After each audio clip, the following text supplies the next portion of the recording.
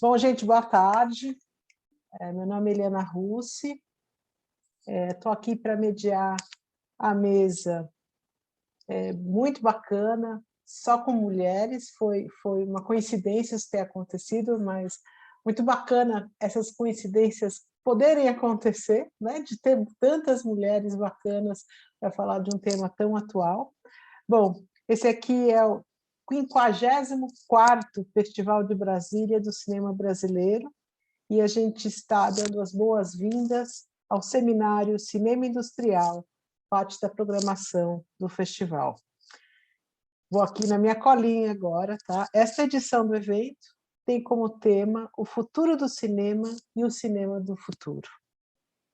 E muitos dos assuntos que serão tratados por aqui dialogam diretamente com essas questões, como formatos híbridos de realização e exibição, novas tecnologias e também os próximos desafios que cineastas, espectadores e produtores de festivais de cinema terão de enfrentar.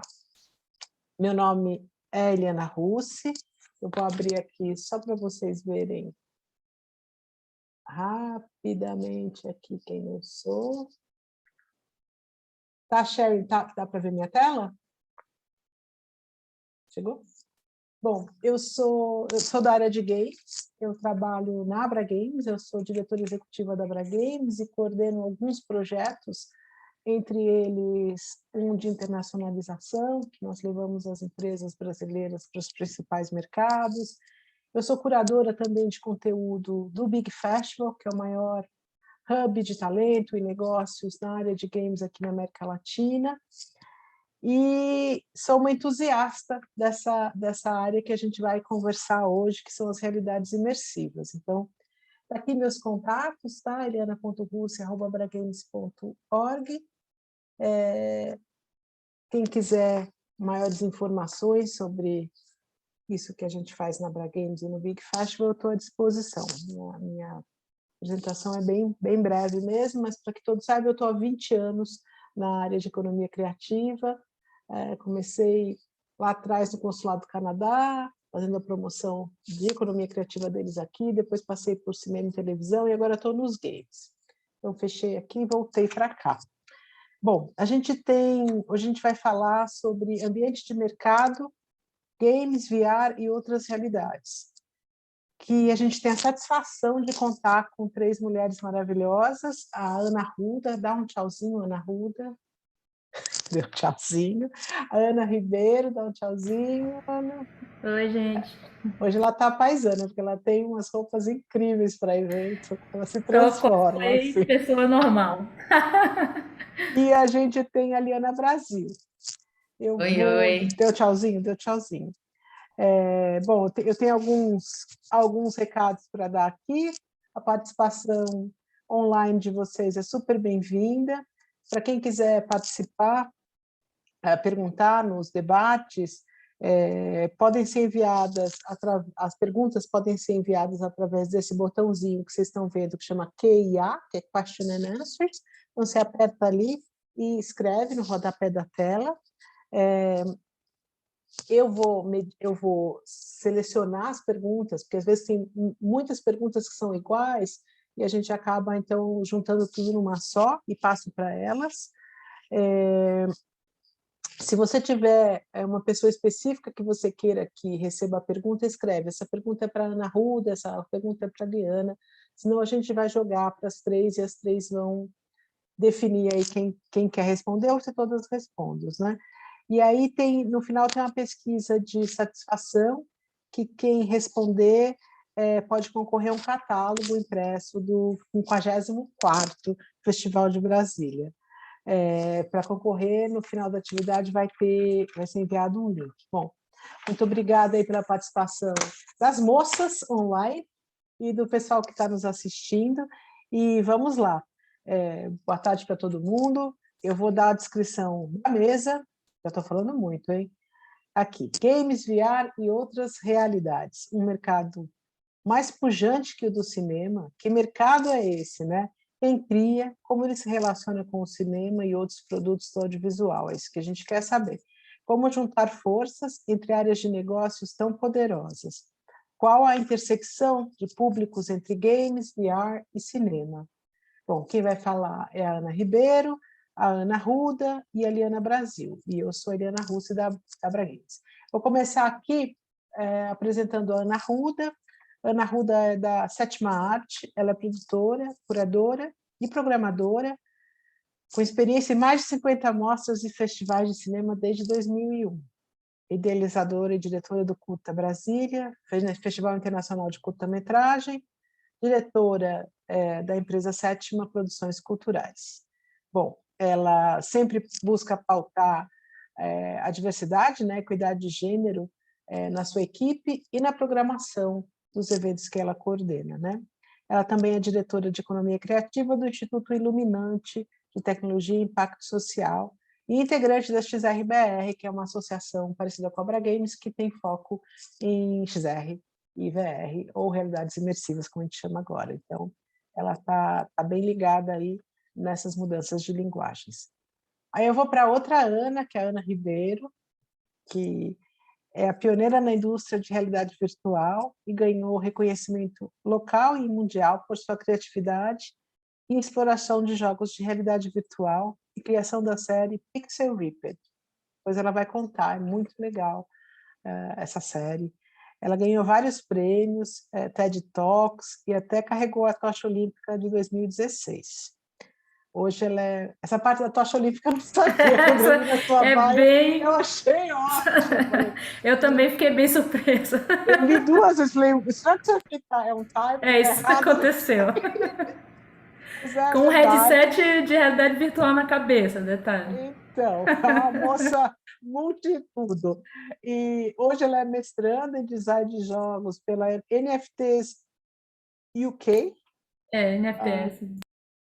Mas não é, tem a ver com NFT ou é coincidência? Não, é National Film and Television School. Ah, tá. Achei que gente, eu tenho uma faculdade com o nome de NFT, já é too much para nós aqui no Brasil, né? Ela é formada em programação de games na CAA Londres, SAI Londres, em psicologia, e trabalha como diretora criativa na empresa Árvore, que é uma empresa mega premiada, que eu sou mega fã também. Aí vamos para a Liana, que está ali em cima. Ela é da SuperVix e da Super Uber. É cofundadora do SuperVix, uma plataforma para criar e colocar em ambientes 360, e da Super Uber, onde atua como curadora em festivais como a Bienal da Criatividade do Rio de Janeiro e Rio to See. Na Super Uber, ela cria narrativas não lineares, experiências que vão desde instalações individuais, exposições e festivais, e expõe seu trabalho ao redor do mundo em locais como a ONU, South by Southwest, London Design Museum e Victoria and Albert Museum da Inglaterra. No Brasil, participou de projetos como o Museu do Amanhã e a cerimônia de encerramento, olha, mais uma dos Jogos Olímpicos, e a cerimônia de encerramento dos Jogos Olímpicos de 2016. Liana publicou artigos e um livro sobre novas mídias e tem formação em arquitetura pela UFRJ, com mestrado em mídias interativas pela Universidade de New York. Bom, estão apresentadas as feras que a gente tem hoje aqui, e todas elas trouxeram conteúdo para mostrar, e eu vou convidar, não sei qual das três gostaria de começar primeiro. Ana Ruda, o que você acha de ser você? Por Pode ordem ser. alfabética que eu estou fazendo. Ana Ruda, Ana Ribeiro e Eliana. E todos os anos aqui. Tem um guiazinho que a gente faz quando a gente faz oficina nas escolas públicas, em alguns lugares, falando o que é 360, VR, AR, XR. Talvez seja legal para a gente começar o debate de hoje, situando, né? Porque são muitas siglas e às vezes a gente mesmo se confunde. Então eu vou compartilhar essa apresentaçãozinha aqui. Deixa eu só localizar aqui. E primeiro agradecer a oportunidade de estar nessa roda virtual com figuras tão admiráveis. E sim, todas mulheres, é importante colocar isso sim. uma mudança de paradigma no meio da tecnologia e das artes. Se a gente está aqui no Festival de Brasília com 54 anos falando sobre o futuro, já é um bom sinal. E foi Aqui... por acaso, não que a curadoria estivesse procurando mulheres, é que vocês são realmente grandes mulheres nessa área. Então, não tem para ninguém, né? Tinha que ser Que com a gente bom. mesmo. Eu coloco isso pelo espelhamento, que há 20 anos atrás a gente não tinha tanto isso assim em comum, sabe, nos lugares. Acho que agora, daqui a pouco, a gente está em outro tipo de debate sobre isso. Vocês conseguem ver na Conseguimos. tela? Uhum. Perfeito. Aqui, então, só para poder lembrar um pouco da diferença, por exemplo, de 3D 360, né? 360, que é o que eu trabalho mais, assim, que é o cinema de realidade virtual e com essa amplitude, é uma amplitude angular. Então, você pode girar para cima, para baixo, para todos os lados e poder contemplar a experiência, participar da experiência. 3D tem a ver com profundidade da imagem, né? Só uma perguntinha, ela está parada na capa, é isso mesmo que você quer ou você quer ir mudando as Não, páginas? já passei para frente. Então, ela está parada na capa. Então, vamos começar de novo aqui. Acho que eu vou compartilhar da outra tela aqui do desktop, e aí vocês vão navegar comigo dentro do meu computador. Viram Agora aqui? sim, agora sim. Né? Perfeito. Então, aqui, só para mais para o público mesmo, né? A Liana e a Ana Ribeiro já estão bem acostumadas. Lembrando dessa questão do 360, que é a amplitude angular em movimento, que sugere mais imersão, e na experiência cinemática, principalmente com o cinema de realidade virtual, o grande ponto de virada, que é o público, a pessoa escolher para onde vai, olhar e como vai fazer a experiência. 3D é a profundidade de imagem, né? Que é essa questão do cinema da tela chapada e dá uma sensação de profundidade. AR vem do termo em inglês, né? Augmented Reality, ou RA em português também que o pessoal usa, que é uma experiência interativa e, né, com o mundo real e que tem algum intermédio ali tecnológico, físico, um computador, um celular, algum equipamento. VR, que é o nosso queridinho aqui na empresa, é essa questão do sistema operacional, né, através de algum aparelho que dá essa sensação de imersão maior, de presença em um ambiente virtual, né? E aqui o XR, que é o Extended Reality, que já abrange tanto hardware, o software, as metodologias e as experiências todas, e com essa ideia do hibridismo, né, da simultaneidade, muitas exposições e eventos trabalham já com o XR de uma forma bem avançada. Aí aqui, só para poder falar um pouquinho, a gente está numa aglomeração virtual de festivais, então está acontecendo o Festival de Brasília, Cinema em Transcendência, e o festival que eu dirijo, né, que a gente está à frente, que é o Curta Brasília. E na pandemia a gente criou uma plataforma, o nosso mini metaverso, né, e a assessoria de imprensa foi perceber que foi o primeiro esse festival de cinema a trazer uma plataforma interativa para filmes de realidade virtual nesse contexto, assim, né, de curtas-metragens aqui em Brasília. E o que a gente tentou fazer foi replicar, com o tema de retrofuturismo, o ambiente do Cine Brasília e fazer com que as pessoas interagissem no mundo inteiro. Essa foi a grande vantagem, o grande pulo de fazer o evento no Cine Brasília, a gente também faz lá, sempre trazendo convidados internacionais. Dessa vez a gente conseguiu realmente ter por volta de 15 países participando ao mesmo tempo, com trilha, podendo escolher o avatar. Uma questão que eu coloco já aqui para Ana Ribeiro, especialmente, para a Liana também, a gente percebeu nessa questão dos avatares, que tem, né, um catálogo gigante, quando você vai comprar, fazer o build de tudo, um padrão europeu absurdo, assim, de cor, de tipo de corpo, de cabelo. Então, assim, como a gente vem do cinema, não dos games, essa construção de mini metaverso foi um desafio para a gente, né? E esse ano a gente deu uma avançada e trouxe uma diversidade maior de avatares, assim, para poder trazer isso, assim, no momento que a gente está migrando de um festival presencial para um online com mini metaverso, é o momento de quebrar também esses estereótipos, esses arquétipos, né? Mas eu fiquei chocada como é um padrão também dentro desse meio, sabe? A questão até de gordofobia também. Não tinha um personagem, não tinha um cadeirante avatar. Uma loucura.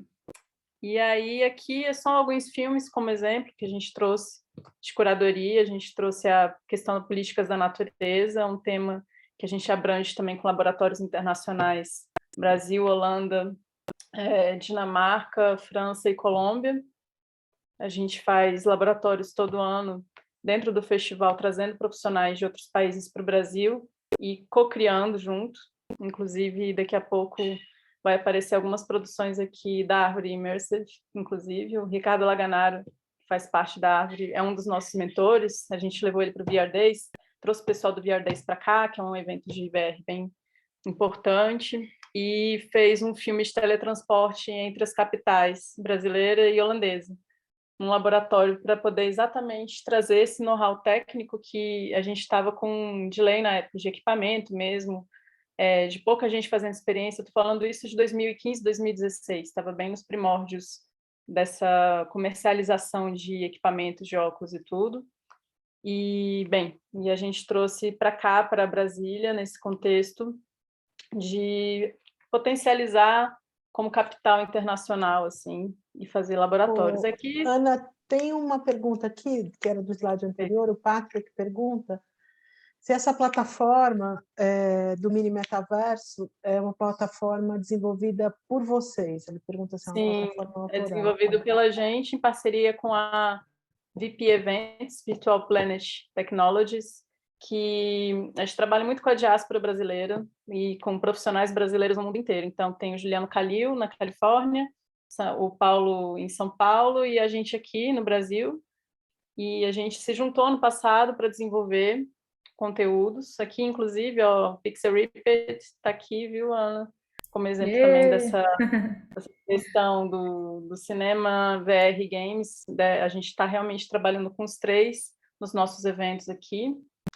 Aqui do XRBR, só para poder falar da associação, que eu vou mostrar daqui a pouco uma pesquisa, que é um diagnóstico setorial bem interessante, feito entre várias universidades e institutos. A Abragames também, tá? A SPCine, o FRJ, o UFSCar, a USP, que eu acho que é muito importante a gente falar dessa parte do mercado, quando a gente fala, né, ainda mais no ambiente de mercado, do benefício dos pesquisadores para a gente avançar nisso, sabe? Entender o que está precisando, da ponta do cliente até o fornecedor, e a associação está fazendo exatamente essa pesquisa, tendo a Inês Maciel, que inclusive está aqui com a gente, está aqui online, para a gente entender melhor o que aconteceu nesses últimos 2 anos, porque teve uma aceleração realmente nessa convergência digital.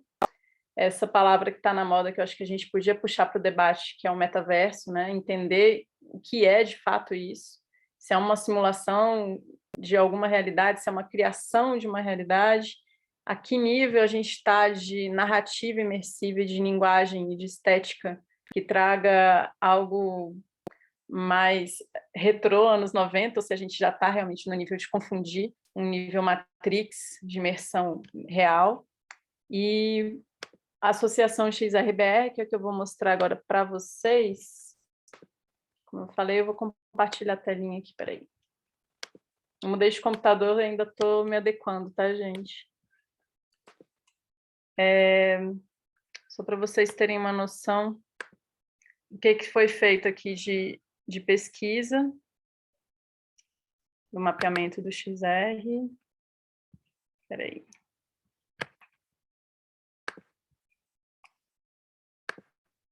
Um instante. Ver se vocês conseguem enxergar aí a telinha. Tá rolando? Tá rolando, sim. Então, só lembrando que tem várias entidades super importantes, a Brave também, a Abragames, XRBR, Focine, fazendo esse mapeamento do ecossistema XR no Brasil. Aqui falando um pouco dessa questão do PIB de 2018, que teve um crescimento percentual de 4,6% nos próximos anos, a perspectiva é essa. Eu vou passar um pouco do texto só para vocês verem aqui, entender um pouco esse ecossistema, esse mercado e a indústria criativa e a economia criativa, onde os games e o VR estão juntos aí. né? E essa questão... Aqui, deixa eu passar. Essa parte teórica aqui vai ser quase uma apresentação de mestrado, se for seguir aqui, então eu vou pular a parte mais teórica e falar que teve essa pesquisa super aprofundada e desafiadora, que foi de reunir 138 empresas brasileiras durante julho e agosto do ano passado, para perguntar assim, o que tem de... primeiro, perfil da empresa, se é MEI, se é empresa individual, se é microempresa, pequena empresa, e a maioria é microempresa. Então, assim, eu acho que é importante a gente saber disso. Eu trouxe esse estudo por conta do ambiente de mercado, achei que era importante a gente pensar sobre essa questão. O pré-operacional startup emergente também é um dado interessante. Eu achei que iam ser mais startups, mas não são. O perfil das empresas também. Essa questão também do faturamento das empresas não está passando de 500 mil, a maioria está abaixo disso, assim, está 81 mil aqui a média, né? Menor ou igual. Então, só para a gente ter uma dimensão do que está acontecendo no Brasil com os outros mercados. Embora eu ache, Eliana, né, com a Abra Games e com o XRBR, que se a gente fizer essa pesquisa daqui a um ano, a gente vai estar com outros dados, sabe? Eu acho que vai ter uma virada aí bem interessante daqui para frente. Até falei com a professora Inês ontem ou anteontem, a gente trocou mensagem. A Abra Games vai fazer agora, já soltou inclusive o termo de referência, a gente vai fazer um levantamento nacional, que inclui XR, BR, para a gente saber que empresas são essas, onde elas estão, o que elas precisam, e a gente vai trocar bastante figurinha aí com a associação XRBR, que agora a gente quer que seja a irmã da Abra Games aí, para todas as obras. Já somos, só falta fazer reunião de família. Mas, enfim, é super importante mesmo juntar as forças. E aqui, um resumão é isso, assim, 60% das empresas estão na categoria de MEI e microempresa. Isso daqui eu acho que é um dado importantíssimo para a gente entender quais demandas a gente tem de editais públicos, quais são os arranjos criativos que a gente precisa também. E essa questão das empresas que estão em fase de desenvolvimento, não são empresas que já estão aí com tudo funcionando a pleno vapor, né? Isso é de 2020, Ana? Sim, 2020. Eu não me lembro. Ficou pronto em 2020, mas acho que a coleta de dados é de 2019, não é? 2019/2020, né? Eu acho que tem um período ainda que pegou 2020. E aqui, só por curiosidade, 55% o pessoal trabalha com TV, cinema e internet. Né? A parte de produção de games aqui está em 8% ainda. Tem várias áreas aqui, é interessante que tem inteligência artificial, eventos e tudo. E tem esse outros 33% que é uma incógnita, né? Como que as pessoas se enxergam.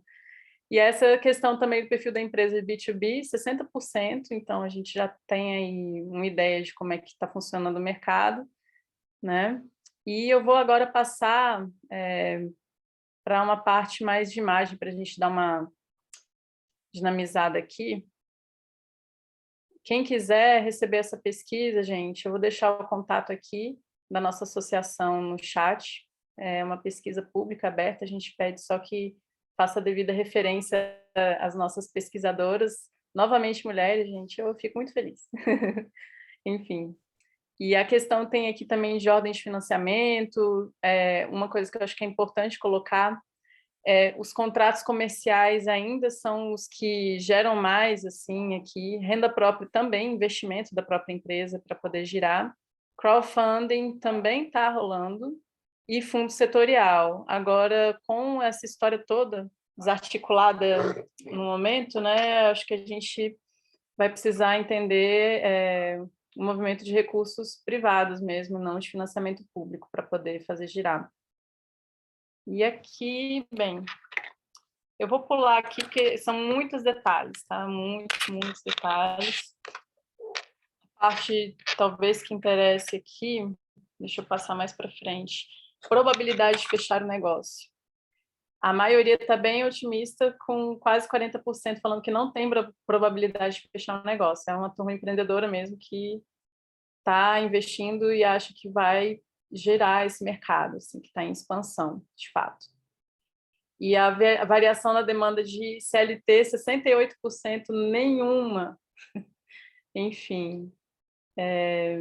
Aqui, ó, suporte governamental no Covid. Se teve, 94% não teve. Eu acho também que é outro dado importante.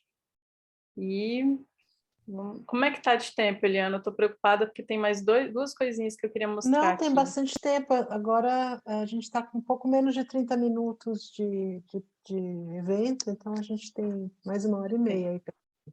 Perfeito. E aqui, bem, a percepção sobre o setor de XR no Brasil também está meio a meio, né? Boa em processo de desenvolvimento e ruim, 34, 35, então está meio a meio, assim. E eu acho que é o caso da gente depois jogar isso aqui para quem está acompanhando o nosso debate aqui. O que vocês acham? Se Não, eu acho XR é bem genial. visto ou não, né? Acho genial. Acho importante comentar também que a questão da pandemia, apesar dela ter aumentado muito a demanda por jogos, por entretenimento, né? Para o VR foi um pouco mais difícil, porque os headsets mesmo, eles acabaram ficando proibitivos em locais públicos, né? Porque você acabava, apesar da higienização e de tudo, acabava sendo um potencial transmissor do vírus, você passar, né? Você está num evento, antigamente a gente podia experimentar, pôr, tirar, brincar um pouco, e isso ficou meio frustrante, né, durante a pandemia, mas vai voltar, né? Super. Para você ter ideia, Eliana, a gente fez nosso primeiro evento presencial semana passada para um público de 10 pessoas por hora. A gente estava acostumado a fazer no Curta Brasília, atender de 80 a 100 pessoas por hora, com 30, 40 headsets. E a gente fez lá na Aliança Francesa, num projeto super interessante chamado Hors Piste, que é fora da pista, que era a Ecologia das Imagens, um passeio imersivo, junto com o Centro Pompidou de Paris. A gente trouxe para o Brasil, junto com a Aliança Francesa, e levou exatamente experiências de realidade virtual locais para integrar na programação. E 85%, eu estou começando agora a ser parceiro das estatísticas para a gente entender onde a gente está pisando. 85% do público, que é um público diplomático, teve o público, né, francófono brasileiro, mas principalmente diplomático, não tinha tido nenhuma experiência de VR. Então, do mesmo jeito que há 15 anos atrás, quando eu trabalhava com cineclube, sessões de festivais e mostras na periferia, principalmente com o Cine Solar, que é uma estação movida a energia solar, onde não tem energia elétrica, a gente, né, chega com a tela, era a primeira sessão de filme para muita gente. E agora o VR é constante, é raro um lugar que você vai e a maioria já tenha tido alguma experiência, sabe? Então, a gente tem um termo que é usado, que é um pouco questionado, assim, que é de evangelizar, né? Evangelizar com o VR. Chegar em qualquer lugar, você bate na porta, você sabe o que é realidade virtual, sabe? Então, todo lugar a gente está meio que cutucando para poder tornar mais democrático e popular, assim. Aí eu queria... Vocês estão vendo a tela? Estamos sim. O custo do headset também, enfim, acho que o VR vai disparar a qualquer momento quando a gente conseguir que o custo do equipamento baixe, né? Exato. Porque para o brasileiro, né, padrão, é quase impossível ter acesso. É proibitivo, sim.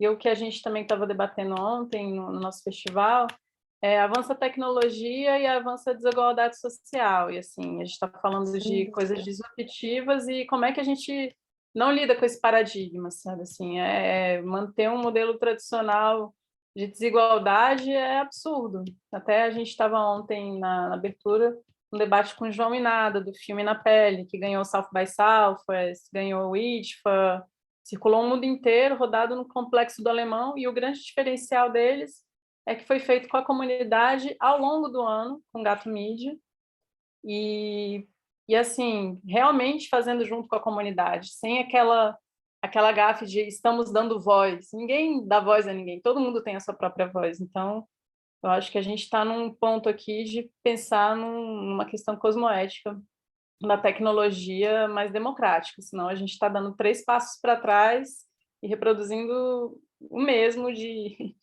séculos, assim. Aqui, Só vou passar aqui o que a gente já fez, né? Que o meu foco aqui de trabalho é na distribuição, na exibição, na fruição, é lá na ponta.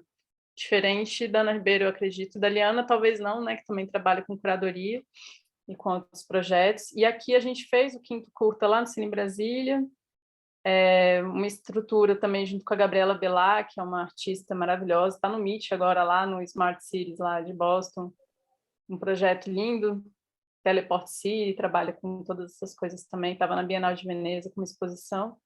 Fico super feliz porque uma das coisas que a gente gosta é de lançar os talentos antes deles ganharem o mundo, sabe? E a gente construiu essa estrutura, um sistema também junto desde o início de cadastro e pesquisa também, que acho que é uma coisa importante. Aqui era Laranja, junto com a Holanda, que é a nossa parceira. Aí a gente trouxe, na época ainda, era um modelo antigo, dá para ver a evolução dos equipamentos, soluções práticas do equipamento descer quase performático, sessões simultâneas, porque muita gente deixava o equipamento cair no chão, a gente solucionou desse jeito, ele ficava pendurado. E aqui inclusive, foi a experiência Belief, viu, Ana, lá da Árvore. A gente trouxe para cá, e a ideia era sempre trabalhar a cenografia que estava do lado de fora, tá dentro da experiência, para ter essa pré-experiência do público já se envolver antes de chegar ali na realidade virtual. E essa ideia de, por exemplo, de ter uma tocha que acende uma fogueira, você tocar na madeira, dá uma outra relação sinestésica para a experiência, sabe? Então, né? Esse é o exemplo de uma experiência que só dá para jogar realmente na experiencial, né? Estando no ambiente com todos os próprios e tudo mais, né? Com a pandemia acabou que ficou difícil. Hoje em dia a gente nem se comprometeria assim numa experiência com o mundo que a gente está hoje, né? De necessitar ter uma instalação. É uma pena, né? Porque é realmente bem legal, mas exige, né, que a pessoa esteja lá, bote o headset, use os equipamentos, mas é muito mais imersivo, né? Total. Nesse caso aqui, nem se compara. O que a gente fez de protocolos novos, assim, até seguindo alguns festivais, na rede internacional de festivais, Festival de Veneza, principalmente, que já retomou o presencial, tem um espaçamento de tempo muito grande para higienizar, né, os equipamentos. É todo um protocolo lá, também em Paris também, que a gente trabalha muito com a galera de lá. Eles fizeram agora, retomaram os presenciais, o que era antes 50 pessoas por hora, agora são 20. Então é possível, mas assim, se a gente está falando de democratizar o XR, é a passos lentos nesse sentido. E o que a Eliana falou também em termos econômicos, de como que a gente traz essa escalabilidade que é tão falada, né, de chegar para todo mundo.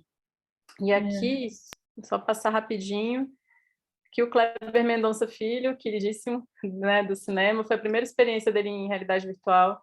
Ele próprio falou que não, quando ele foi para Cannes, ele não queria fazer experiência, ele tinha um pouco de pé atrás mesmo, sabe? Ah, não, essas coisas aí, enfim. E depois ele entrou no mundo ali, depois com o Inharitu também, né, que foi Carne e Arena, que é famoso, ele foi lá depois. Com as crianças também, é outra questão que a gente coloca foi mudando ao longo dos anos, né? Se é 9 anos, se é 12 anos, se é 7, qual é a idade adequada e qual a experiência também que permite, porque muda, né? Atinge o sistema todo perceptivo neurológico também. A gente faz um trabalho com crianças autistas também, adolescentes, que é bem interessante. E aqui, só para mostrar um pouco que a gente traz, assim, tenta trazer sempre essa experiência presencial que agora está indo para o metaverso, de uma cenografia integrada com a curadoria. Aqui, por exemplo, o tema foi retrofuturismo, né? Esse daqui a gente estava trabalhando com políticas da natureza, filmes que trouxessem elementos da natureza. Aqui a gente estava fazendo esse olho, estava dentro da experiência que a gente rodou lá em Amsterdã. Aqui tem umas figurinhas que vocês devem conhecer. O Dude Holtkamp, que é produtor também da Árvore, também produtor era do VR Days, agora está em Veneza, enfim. Aqui está o Frederick Lassen, que é nosso parceiro na Dinamarca. A gente faz o projeto Políticas da Natureza, que é um engajamento sobre mudanças climáticas por meio da tecnologia. Também a gente está com um convênio agora com a União Europeia para o desenvolvimento de um game. Eu estou na parte de consultoria de experiência, lá na ponta, não estou na parte dos games. Essa daí eu deixo com vocês, Ana e Liana também. e Eliana. E Ah, muito aqui, olha, legal. aqui acho que você conhece, Ana Ribeiro. Terra e o Laga, Laganara, Ah, que queridíssimos. divertido. A gente é parceiro de longo tempo pela Era Transmídia, né, que completou 10 aninhos aí.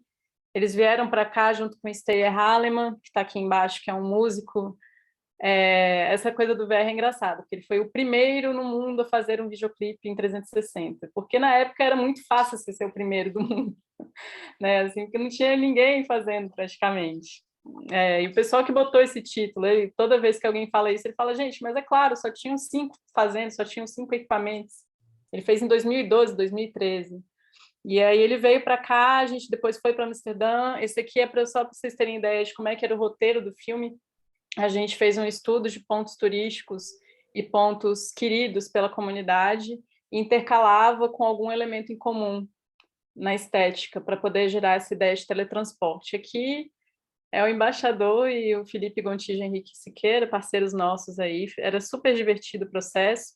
E uma diferença do cinema, já que a gente está aqui dentro de um festival tradicional, é que a experiência a gente pensa no evento, na ponta, desde o início. Então, aqui a gente estava criando um túnel, que foi esse que a gente fez embaixo, antes de filmar, para poder entender como que esse conteúdo ia ser experimentado pelo público e o público entender. Então, a gente deixava o lugar mais escuro, sentava, a pessoa que recebia o monitor estava vestido com o mesmo figurino que o personagem que chega até você na realidade virtual e coloca algo na tua cabeça, é a mesma pessoa, a mesma roupa.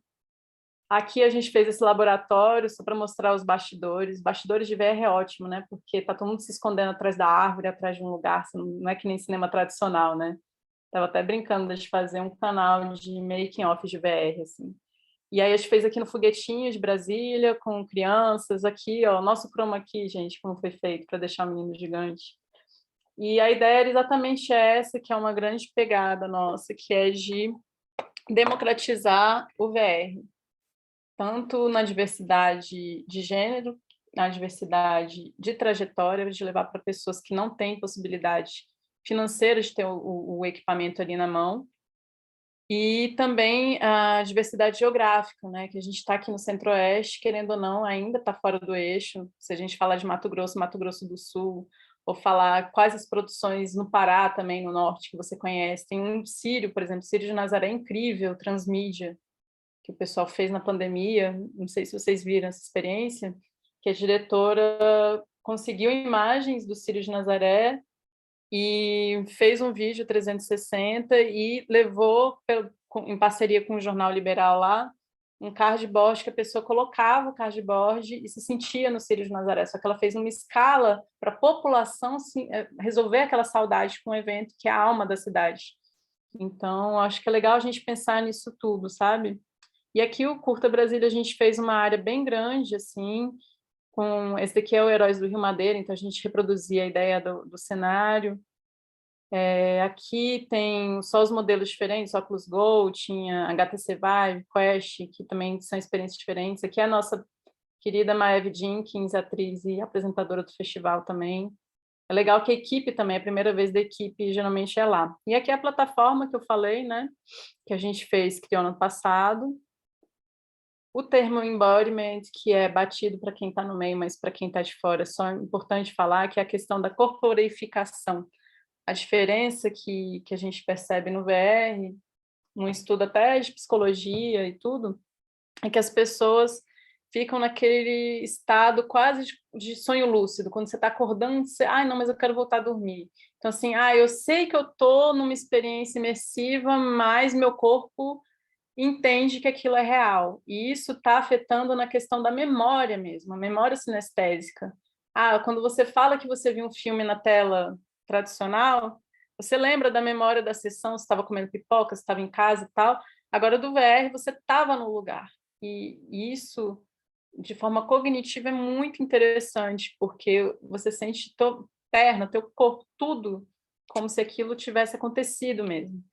E tem estudos bem interessantes, falando da diáspora brasileira também, e tem a Ana Queiroz, outra Ana, não sei se vocês conhecem, uma pesquisadora que está já há 8 anos lá em Stanford, no Virtual Human Interaction Lab. É um lab que é de estudos de realidade virtual dentro da Faculdade de Educação, e ela está exatamente nesse campo aí, de como que esses conteúdos imersivos estão alterando, né, o sistema cognitivo de alunos, assim, é uma escala bem interessante. Aqui é outro festival que a gente também faz, de animação e interatividade. Outra experiência também da Árvore aqui, que a gente fez com mapeamento já diferenciado. Aqui o HoloLens, que chegou na mesma semana que estava chegando dos Estados Unidos, a gente trouxe para o público. Aqui é um projeto de realidade aumentada, também da Gabi lá, que é a nossa parceira, onde a gente espalhou ícones de Brasília quando você passava o celular com o aplicativo, dava os dados de pontos turísticos de quando que foi fundado e tudo, uma iconografia turística da cidade, então você estava dentro do festival e podia andar pela cidade por meio da realidade aumentada. Aqui é uma experiência de uma realizadora suíça, também, o Hannah Hannah, que é um filme muito interessante, a gente trouxe também em primeira mão para cá. Dá para ver o E Terra comendo ali no fundo, naquela deu para foto. ver, né? Esse HoloLens é dele, a gente trouxe um outro também. E o público, enfim, né, se divertindo horrores, assim, é muito legal. Aqui, esse menininho que está aqui no lado direito, foi a primeira vez dele e da família inteira também, foi um outro Você viu que projeto que tem a só gente 2 fez. dentes? Que coisa mais linda! Fofo, né? E ele foi um que quase levou o óculos embora, ele levantava, porque ele estava com cabo, ainda não tinha o Go nem o Quest, né? Então, a gente ficava quase com um cordão umbilical, assim, sabe? Meio Matrix. Calma, você está voltando para a Terra aqui. Então, essa parte mudou muito, né, para a gente, dos equipamentos sem fio. Foi realmente uma libertação muito grande. Aqui é um evento que a gente faz todo ano, King's Day, com a Holanda também. Então, a gente trouxe para escolas, para embaixadores, e a cenografia sempre adaptando para o que cabe no lugar. Aqui era um lugar super feio lá. Em 2 dias a gente fez a cenografia adequada ao espaço. Aqui é um projeto que eu acho muito legal, que é do Políticas da Natureza. A gente levou para a frente parlamentar dentro do Congresso Nacional VR, com paisagens maravilhosas da Chapada dos Veadeiros, de patrimônios naturais, com lideranças indígenas do Brasil inteiro presentes, aqui dá para ver, foi uma plenária belíssima, super importante, decisiva na proteção ambiental, e a gente também fez questão de fazer uma sessão só para os funcionários do Congresso Nacional, que nunca são nunca não, mas raramente são vistos, são muito invisibilizados, então a gente trata todo mundo igual mesmo, nesse sentido do acesso à tecnologia. E era muito impressionante, os deputados viam o conteúdo, nossa, que lugar lindo, que lugar é esse? Aí a gente falava, Chapada dos Guimarães, eu sou de lá, que bom, aí quase dava vontade de cutucar, então, se você votar nessa PL, esse lugar vai deixar de existir, sabe, simplesmente isso. Então a gente viu, e foi um convite da Fundação Mais Cerrado, para a gente levar e fazer um engajamento mesmo, sabe, com o Márcio Cabral, esse cara que está segurando o quadro, ele é um fotógrafo, né? Faz fotografia 360 e a gente está trabalhando junto para fazer a animação dessas fotografias. Foi um trabalho muito bonito e que a gente vê algum resultado. Aqui é um projeto do Márcio Moraes, Treehouse Studios, aqui do Cruzeiro, da periferia aqui do DF. Digo periferia que está fora do plano piloto. Um projeto transmídia que tem quadrinhos, longa-metragem, tem um curta-metragem, tem um jogo interativo. A gente montou a cenografia em vários lugares e levou. Tem um livro, uma bíblia, com todos os personagens que moram debaixo da terra e são feitos de elementos da natureza, em decomposição e tudo. A gente fez um trabalho aqui, tem essa coisa do cosplayer também, super interessante. E foi legal que a gente levou junto com a Secretaria do Meio Ambiente para escolas públicas, para eles terem essa experiência, fazer uma oficina de dança também, para trazer a experiência de qual personagem você é, e depois jogar assim, por que eles estão debaixo da Terra, o que tem, por que o planeta acabou, o que você faria, qual é o animal de poder teu, qual é o personagem, por quê? E por meio do entretenimento, da realidade virtual, a gente trouxe essa questão ambiental, de um jeito que funciona de uma forma mais fluida do que você levar um livro e ficar, nos dias de hoje, falando 5 horas de uma coisa que não tem uma ligação com o universo ali dos jovens, né? E aqui, para quem... Aí aqui, a partir de agora, só os eventos que eu fui para curadoria e pesquisa. South by, que muita gente aqui já deve ter ido, conhece. Essa experiência aqui são cartas penduradas, dá um aspecto super estético, interessante, assim, e você pode saber, ouvir e ver histórias que estão nessas cartas, assim, eu achei belíssimo. E a gente fez essas viagens, missões empresariais, mundo afora, para trazer para o Brasil. Eu estou nessa parte da curadoria internacional do Curta Brasília, para a gente realmente trazer essa galera, não só os filmes, mas esses profissionais, para a gente ter esse intercâmbio real, um laboratório, uma residência artística, para poder aprimorar, entender como cidadãos do mundo, assim, né? A gente mora aqui, mas está conectado com o mundo. Aqui, essa experiência de Marte, da NASA, que foi genial. Tinha um que tinha uma bota, que você colocava a bota e dava sensação de gravidade diferente também. Então, não fica só no aspecto visual, mas corpóreo, assim. Esse daqui também, que você vai para Marte também, para a Lua. É um Jeep que caminha e que direciona. Esse daqui, em Nova York, tem um lugar que eu recomendo muito para o pessoal conhecer, que é o Future of Storytelling, é uma faculdade lá. E aqui é de um amigo do Erink, que fez uma perfumaria algorítmica, que você tem lá pela inteligência artificial, pelas perguntas, você vai respondendo, e aí depois ele fala, olha, a tua essência é tal, o perfume é feito na hora, você dá um nome, tem o QR Code, e ele mostra um mapa mundi de pessoas que têm a mesma essência que você. E eu achei muito legal, porque a gente faz essa experiência guiada, com realidade virtual, com experiência sinestésica. Aqui é o Cosmic Sleep, que é uma máquina que transmite por fibras e materiais. Tem um som espacial que foi liberado pela NASA e tem a temperatura. Então, se você está passando por Saturno, é um som diferente, uma temperatura diferente no corpo. Aqui eu não estou falando de realidade virtual, estou falando de experiência como um todo.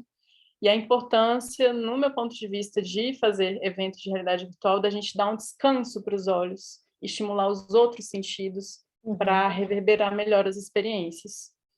Ana, aqui vai... a Fala, gente né? tem que... acho que já deu um... Você precisa... a gente pode voltar, mas eu estou preocupada que não vai dar tempo para todo mundo falar. Não, eu já fechei aqui. Já? Aí, Desculpa. só esse do golfinho aqui, olha que gostoso, gente, que foi no VR Days, que a gente entrava do tanque e nadava com os golfinhos em realidade virtual. Eu ia falar, cadê o golfinho? Ainda bem que você falou. Obrigada, desculpa te interromper bruscamente, assim, estava uma delícia, muito legal. Mas ainda tem a Ana Ribeiro e a Liana para falar. Quem quer se candidatar, a Ana ou a Liana? Eu não trouxe apresentação, então... então se acho vocês melhor quiserem, eu apresentar logo e aí depois a gente bate um papo. vai para o Isso, vamos embora, bate-papo, então. acho uma boa... Eu ia Mas falar muito legal. muito, e aí eu vou falar médio. Eu vou dar uma acelerada aqui. Não, vai tranquila, não precisa acelerar nada. Se precisar, eu te aviso, vai tranquilo. Tá bom. Vocês estão vendo a minha tela? Deixa eu dar um Super full, Uber. Então, full screen, cadê? Tá aqui. Bom, eu vou falar só um pouquinho de mim, assim, né? Tem uma produtora chamada Super Uber, a gente faz várias experiências para museus, exposições, festivais. Eu sou curadora de inovação, de arte multimídia, intervenção, a gente já fez muita intervenção urbana, então, assim, eu faço essa direção de criação, design interativo, acabo dirigindo toda a parte de audiovisual, interativa e cenografia. A gente está sempre botando a camada virtual no mundo físico, e depois de um tempo a gente começou a fazer o contrário também, botar o mundo real dentro do mundo virtual. E projetos, a gente teve a sorte de fazer alguns projetos internacionais, como esse show da Beyoncé na ONU, que transformou toda a Assembleia Geral. E a gente, o que a gente gosta mesmo de fazer é exposição. Mas a gente cria muitos ambientes virtuais para as exposições, né? Então, a gente chegou uma hora que a gente quis fazer um produto e a gente fez o Supervis, que é uma ferramenta de colaboração em 360, né? Serve muito para arquitetura, para educação, e você entra num tour 360 e aí você pode ter uma videoconferência lá dentro, você pode abrir hotspots, apontar, enfim. Quase uma spin-off assim, da Super Uber.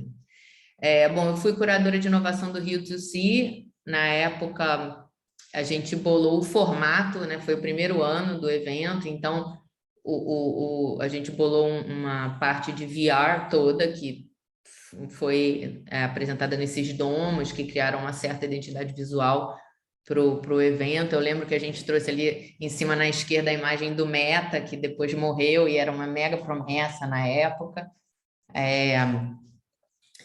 E a gente faz muitos jogos também, mas jogos nesse contexto das exposições, né? No Museu da Manhã, a gente tem, enfim, exposições sobre vários temas. E agora, em março, eu vou trazer... Amanhã vai falar comigo, eu estou dando uma outra oficina aqui no festival sobre o WebDoc, e amanhã a Zara Hassoul, que é a diretora do AJ Contrast, que é da Al Jazeera, vai falar sobre essa peça deles, né, Still Here, que a gente está trazendo para a galeria da Super Uber em março do ano que vem. Então, quem quiser, fica ligado nas notícias lá e vai aparecer isso, com certeza. Bom, aí eu trouxe todo um monte de conteúdo assim, conceitual e eu gosto muito de entender as coisas pela história. Então, assim, eu acho que quando eu comecei a pensar em VR, pensei, nossa, a Caverna do Platão é super VR, vou dar uma olhada, ver se tem algum artigo sobre isso, não achei nada. E fiquei pensando como que essa coisa da interpretação do simulacro foi se transformando ao longo dos anos, mas sempre teve no desejo dos seres humanos, né? A gente sempre quis fazer isso, né? Esse é um gadget engraçado que você põe o celular dentro de uma coisa antiga.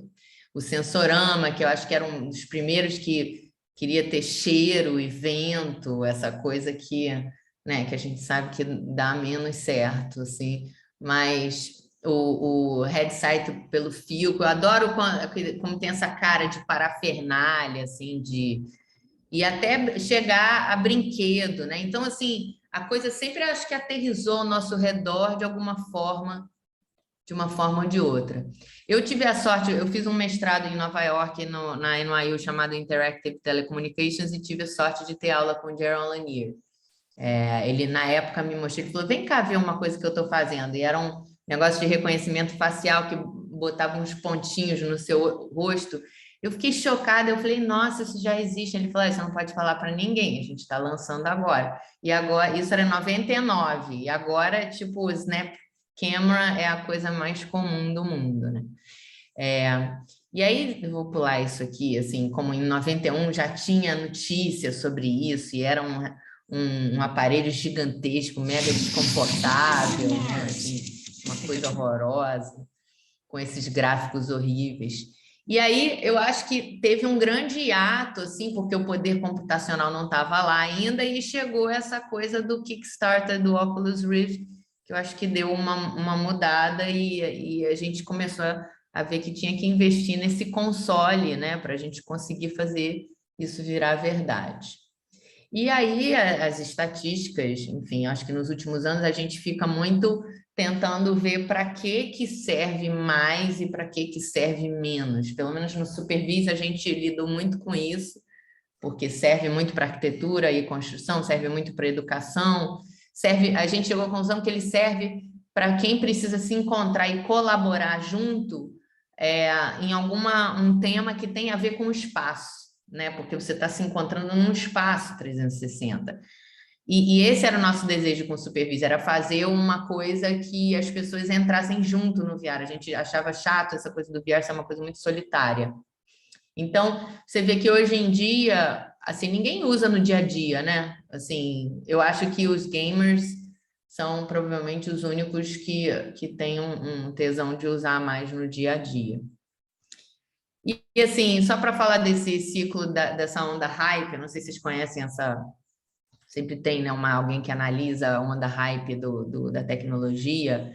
E eu acho que a gente está aqui, apesar de isso é polêmico, as pessoas acham coisas diferentes. Eu acho que a gente está aqui, a gente está começando a sair do fundo do poço da desilusão.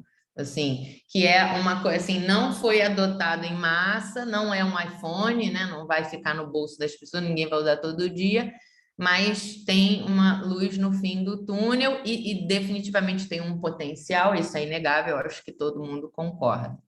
Se a gente E assim, for. por que Só que um agora, parênteses, né? só um parênteses naquele gráfico que mostrou, porque se a gente for comparar, acho que é uma boa forma de comparar a indústria de realidade virtual para quem não é de fora, acho que eu gosto de comparar com a do celular, porque, como tu falou do iPhone, né? Porque como a do celular todo mundo conhece e a gente já sabe onde chegou, eu acho que é bem legal comparar para ter uma ideia de onde a gente está. Eu gosto de dizer que a gente está, na verdade, ainda naquele BlackBerry, a gente nem chegou no primeiro iPhone. Hoje a gente está, tipo, teve um crescimento, mas talvez o óculos, quando lançou o primeiro óculos Rift, aquele Kickstarter, tudo, a gente ainda estava no tijolão, se fosse comparar com o celular. Total, Então antes até. a gente está muito ainda no comecinho mesmo, porque muita gente de fora imagina, isso aí não vai dar certo, tá? Mas imagina quando o celular era o BlackBerry, quase ninguém tinha aquilo ali, e quase ninguém usava, É. né? Daí quando chegou no iPhone que, né, popularizou, então a gente ainda está esperando esse primeiro iPhone, eu realmente considero que a gente não chegou lá ainda. Só para E por complementar aí quê, que tu né? puxou. Não, é isso aí, mega concordo. E por quê, né? Porque é uma droga botar uma caixa Tá na cara, caro e ninguém gosta tá de botar tatuagem desconfortável na cara. ainda. Inacessível, caro, desconfortável. A gente tá aprendendo o design, né? Como que melhor trabalhar com essa mídia nova. Então a gente está ainda naquele momento que as coisas ainda estão chegando lá, mas ainda não está no nível iPhone para popularizar mesmo, né? Acho que para chegar no primeiro iPhone a gente precisa que fique do tamanho de um óculos de grau. Algo desse tamanho Normal, e o preço. exatamente. E o preço toquei, uns 300 Exatamente. dólares. Tá chegando E uma lá. coisa é que você tem um botãozinho que você pode ver o mundo real, ver ele aumentado, né? E Os ver dois, ele isso. Ô, Uhum, gente, que só se para vá. dar mais. um parâmetro de valor, porque a gente está falando muito de preço, para o público que está assistindo, a gente está falando de quanto, hein, para um headset? Aqui no Brasil, Ah, hoje, US$ 300 lá se fora. botar no Mercado Livre, você tem. Porque assim, o problema é que não lançou no Brasil. Então a gente tá com. O Quest, que é o headset maior que a gente tem hoje, lançou oficialmente nos Estados Unidos. No Brasil, a gente tem que comprar no Mercado Livre. Então você compra de alguém que está comprando e revendendo. Fora a conversão do dólar. Então você encontra de 3 mil, 2 mil reais. Mas nos Estados Unidos, você entra numa Best Buy, numa loja, e é algo normal que você encontra lá, e 300 dólares. O que é 300 dólares para Então quando você está no recebe em dólar, patamar né? já de 300 dólares, né? Já, É. e realmente o preço tá bom para quem é americano, né? Mas até, tipo, eu tô, na verdade, em Portugal aqui. Até na Europa, tipo, aqui em Portugal você não vê óculos Quest. Você acha que não é só o Brasil que tá atrás, assim, aqui tá bem atrás. Aqui não, nem PlayStation eu encontrei nas lojas, assim. E você vê os gráficos, por exemplo, a gente lança um jogo, a gente tem um acesso à planilha e vê, tipo, as vendas, né? E a grande maioria, muito grande, é nos Estados Unidos, porque o maior headset está lá, né? Eles têm que investir num outro mercado, sair do foco Estados Unidos. Infelizmente, você pega as vendas, é tipo 70% Estados Unidos, aí tem Canadá depois, Inglaterra, aí depois tudo é tipo 2, 3%, 2, 3%. Então, infelizmente, não saiu do polo ali Estados Unidos, né? E é o melhor headset, mais barato. O grande lance é que esse negócio tem que ficar mais confortável. Eu acho que porque assim, não é o nosso tempo, a nossa, sei lá, tolerância, não é. É assim, realmente ele ser mais confortável e mais acessível, né? Um iPhone também não é barato, é até mais caro, assim, quando lançou, né? Assim, mas ele é uma coisa que você pega intuitiva, você põe no bolso, as pessoas que têm um problema com esse negócio da caixa na cara. Eu É. então tem que ser realmente uma coisa um pouco mais suave. Eu acho que por isso que a gente tem tantos anos de investimento no hardware, enquanto a gente está investindo no conteúdo e nos games, né? Não é à toa que o Carmack, que é aquele cara que é um designer, desenvolvedor de jogos mega famoso, fez o Doom.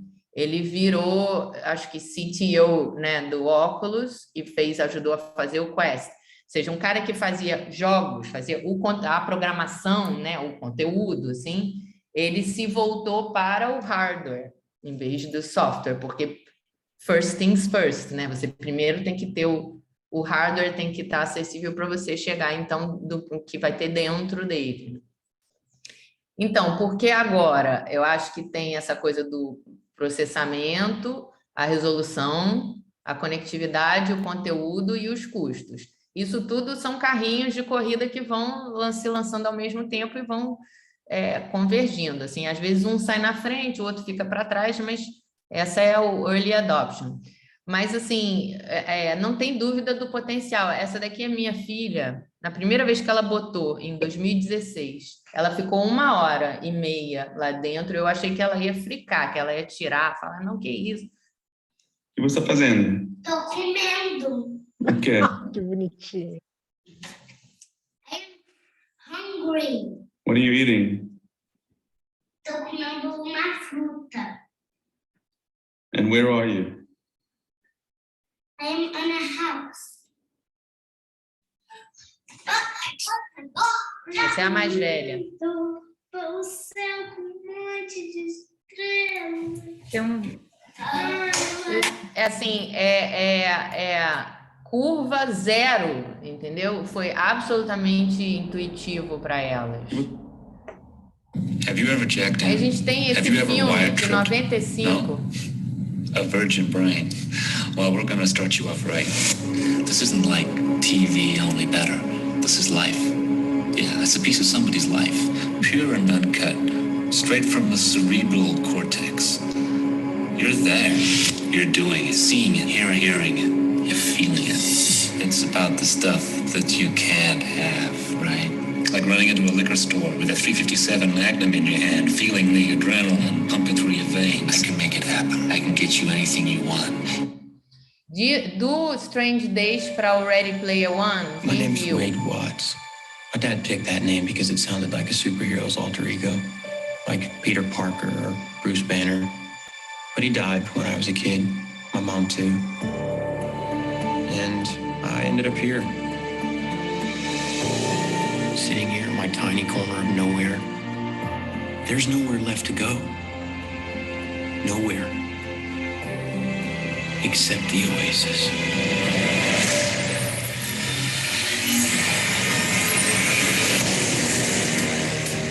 Quer dizer, você vai de um filme que fala de uma coisa de turismo, de prazer, de imersão, simulacro, de crime, enfim, para uma coisa que já considera uma realidade completamente destruída e o simulacro é a única saída. Então, assim, isso em 30 anos, né? A nossa imaginação vai longe no futuro.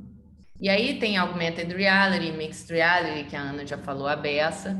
Agora, a gente está chegando num ponto onde essa coisa do 5G, o fato da gente ter todo o processamento na nuvem, ter a bateria que durando mais, a gente começa a ter o hardware não importa tanto. Isso tudo vai acelerar muito nos próximos anos, eu realmente acredito nisso. E o hardware vai ficar uma coisa, tem que virar um objeto do dia, de todo dia, né? Tem que virar o iPhone, tem que ser o óculos, né? De grau. Esse exemplo eu acho maravilhoso para a gente pensar essa coisa da adoção, assim, porque é uma escultura que do Jeff Koons, que ele botou no Central Park, daquele cachorrinho de balão dele. E aí teve um artista mexicano, Erra Ruiz, que foi lá e vandalizou a escultura do Jeff Koons no espaço virtual.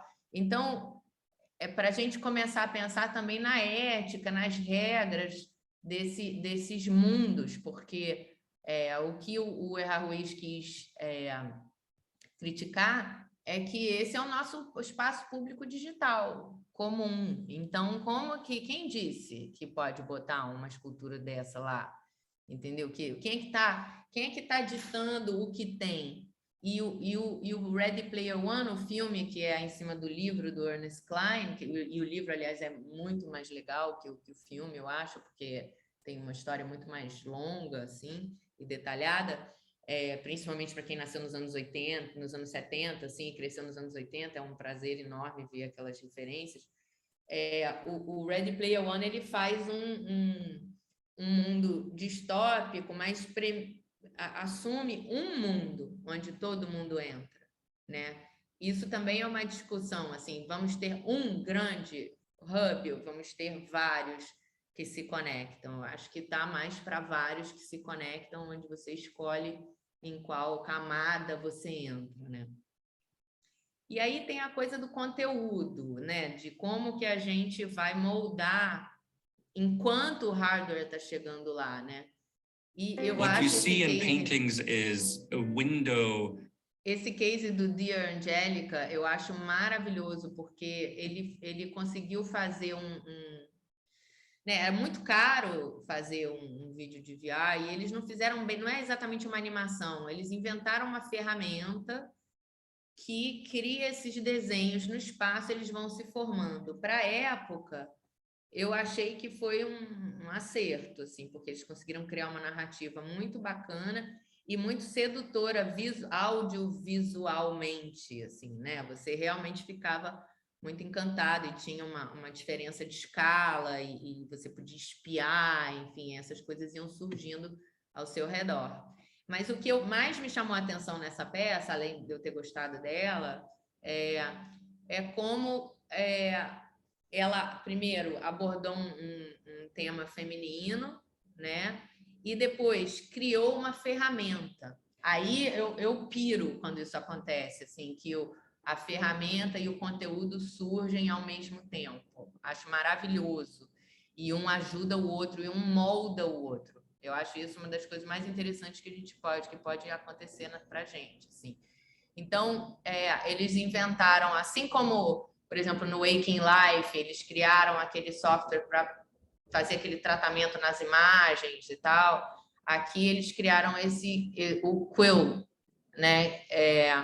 Porque aqui ele fala, eu não consigo entrar dentro de uma esfera e pintar ela e escanear ela, né? Então, tem que ter algum jeito da gente traduzir isso, né, para o criador, que eu acho que é o grande lance também. Além do hardware, você tem que empoderar os criadores com ferramentas boas e cada vez mais com mais possibilidades e possibilidade de colaboração, né?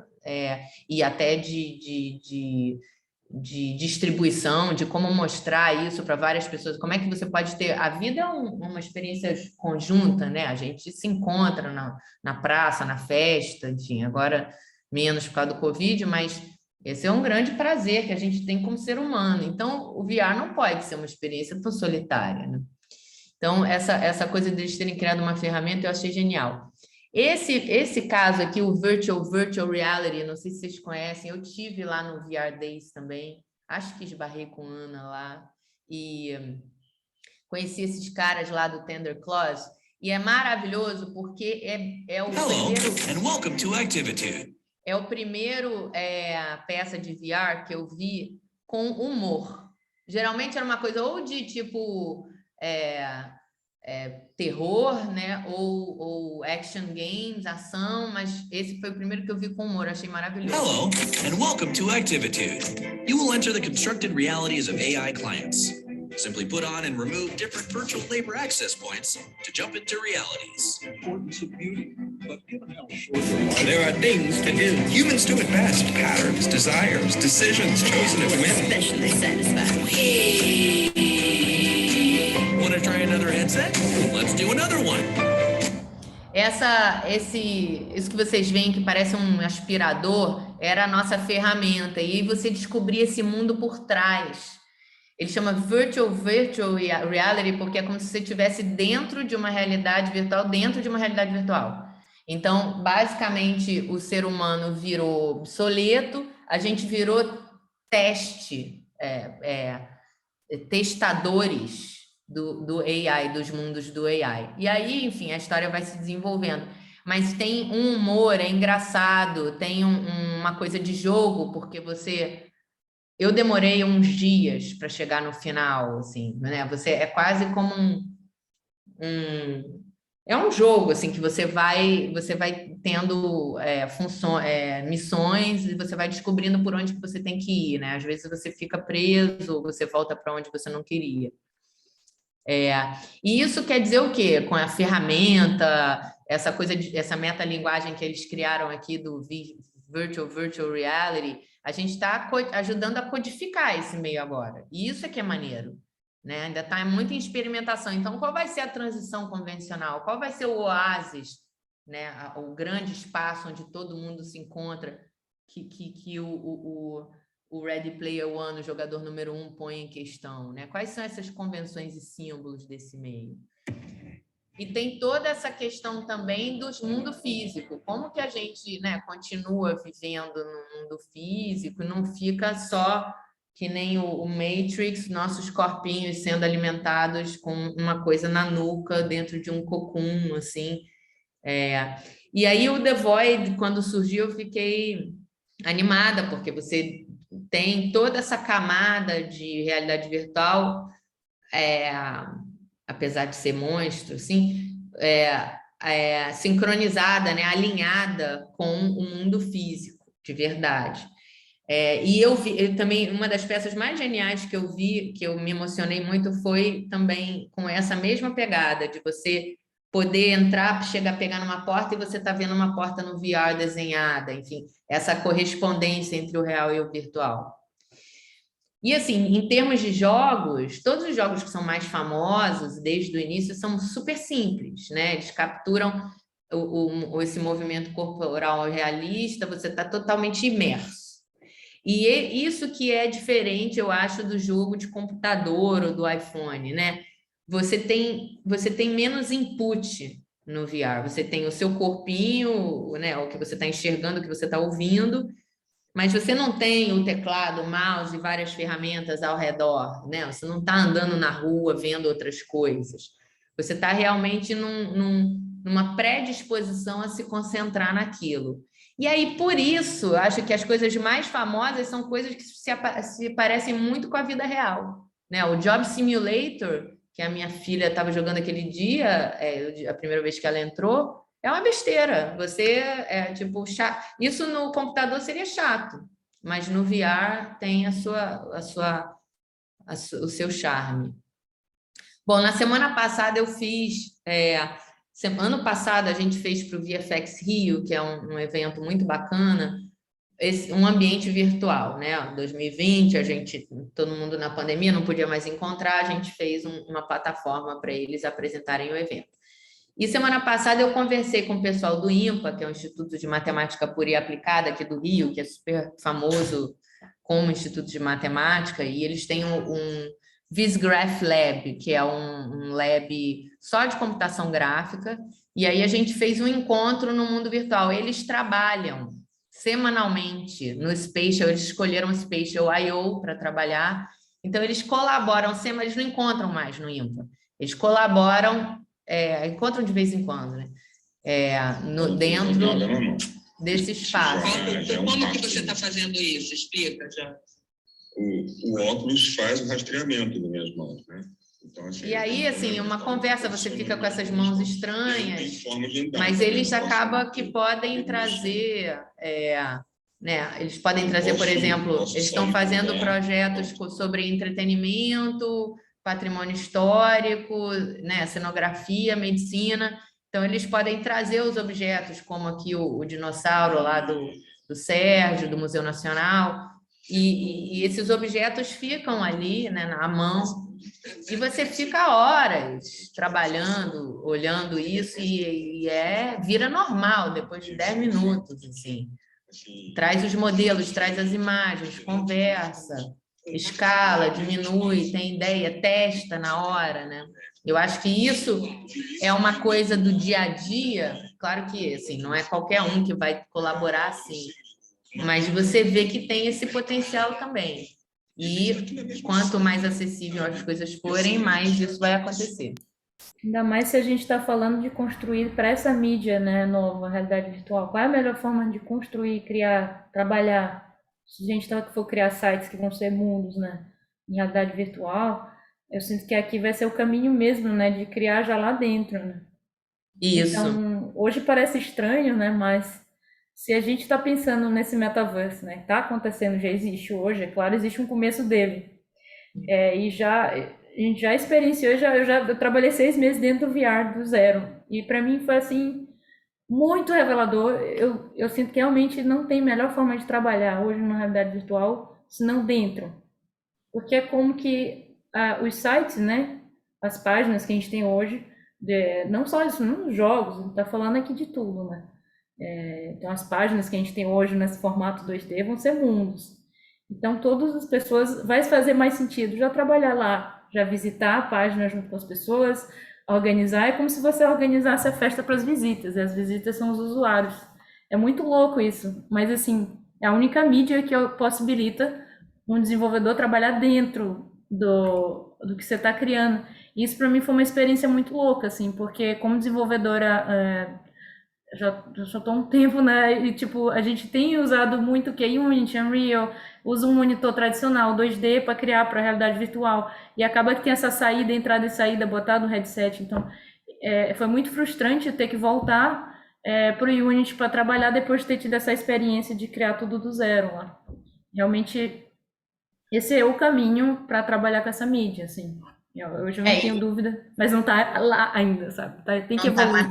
Mas há esperança, estamos naquela curvinha do há esperança, né? A gente está no momento de transição. É difícil, somos desbravadoras, quem está aqui agora, mas a gente sabe que esse é o futuro, a gente consegue ver que esse é o caminho, só que não, a gente está nessa transição, né? Tipo, a gente fez até a parte de conceituação de um projeto da empresa, ficamos 2 meses dentro do Horizon, não posso compartilhar qual, que é a plataforma do Meta, né, do Facebook. A gente trabalhou 2 meses na parte de conceituação do zero, primeira vez um projeto de VR dentro do VR, e foi assim surreal, porque o time está todo distante, então as pessoas estão home office, estão pandemia, então a gente conseguia se encontrar, o time dentro do VR, trabalhar juntos, mais do que quando a gente estava dentro do escritório, um do lado do outro. Isso para mim foi assim, algo que a pandemia proporcionou, né? A gente aprendeu muito e teve, claro, é difícil, a gente está passando uma pandemia, mas quando a gente teve a praga lá atrás também, teve uma evolução muito grande científica e da indústria, né, da humanidade como um todo. E agora a gente está tendo uma evolução bem grande. A indústria de VR deve ter evoluído em 5 anos. Eu boto uns 5 anos para frente. Então, a gente aprendeu muita coisa. E a gente sabe que é o caminho, mas não está lá ainda, mas está chegando. Acho que hoje não é mais uma dúvida. Deu uma acelerada enorme. Sim.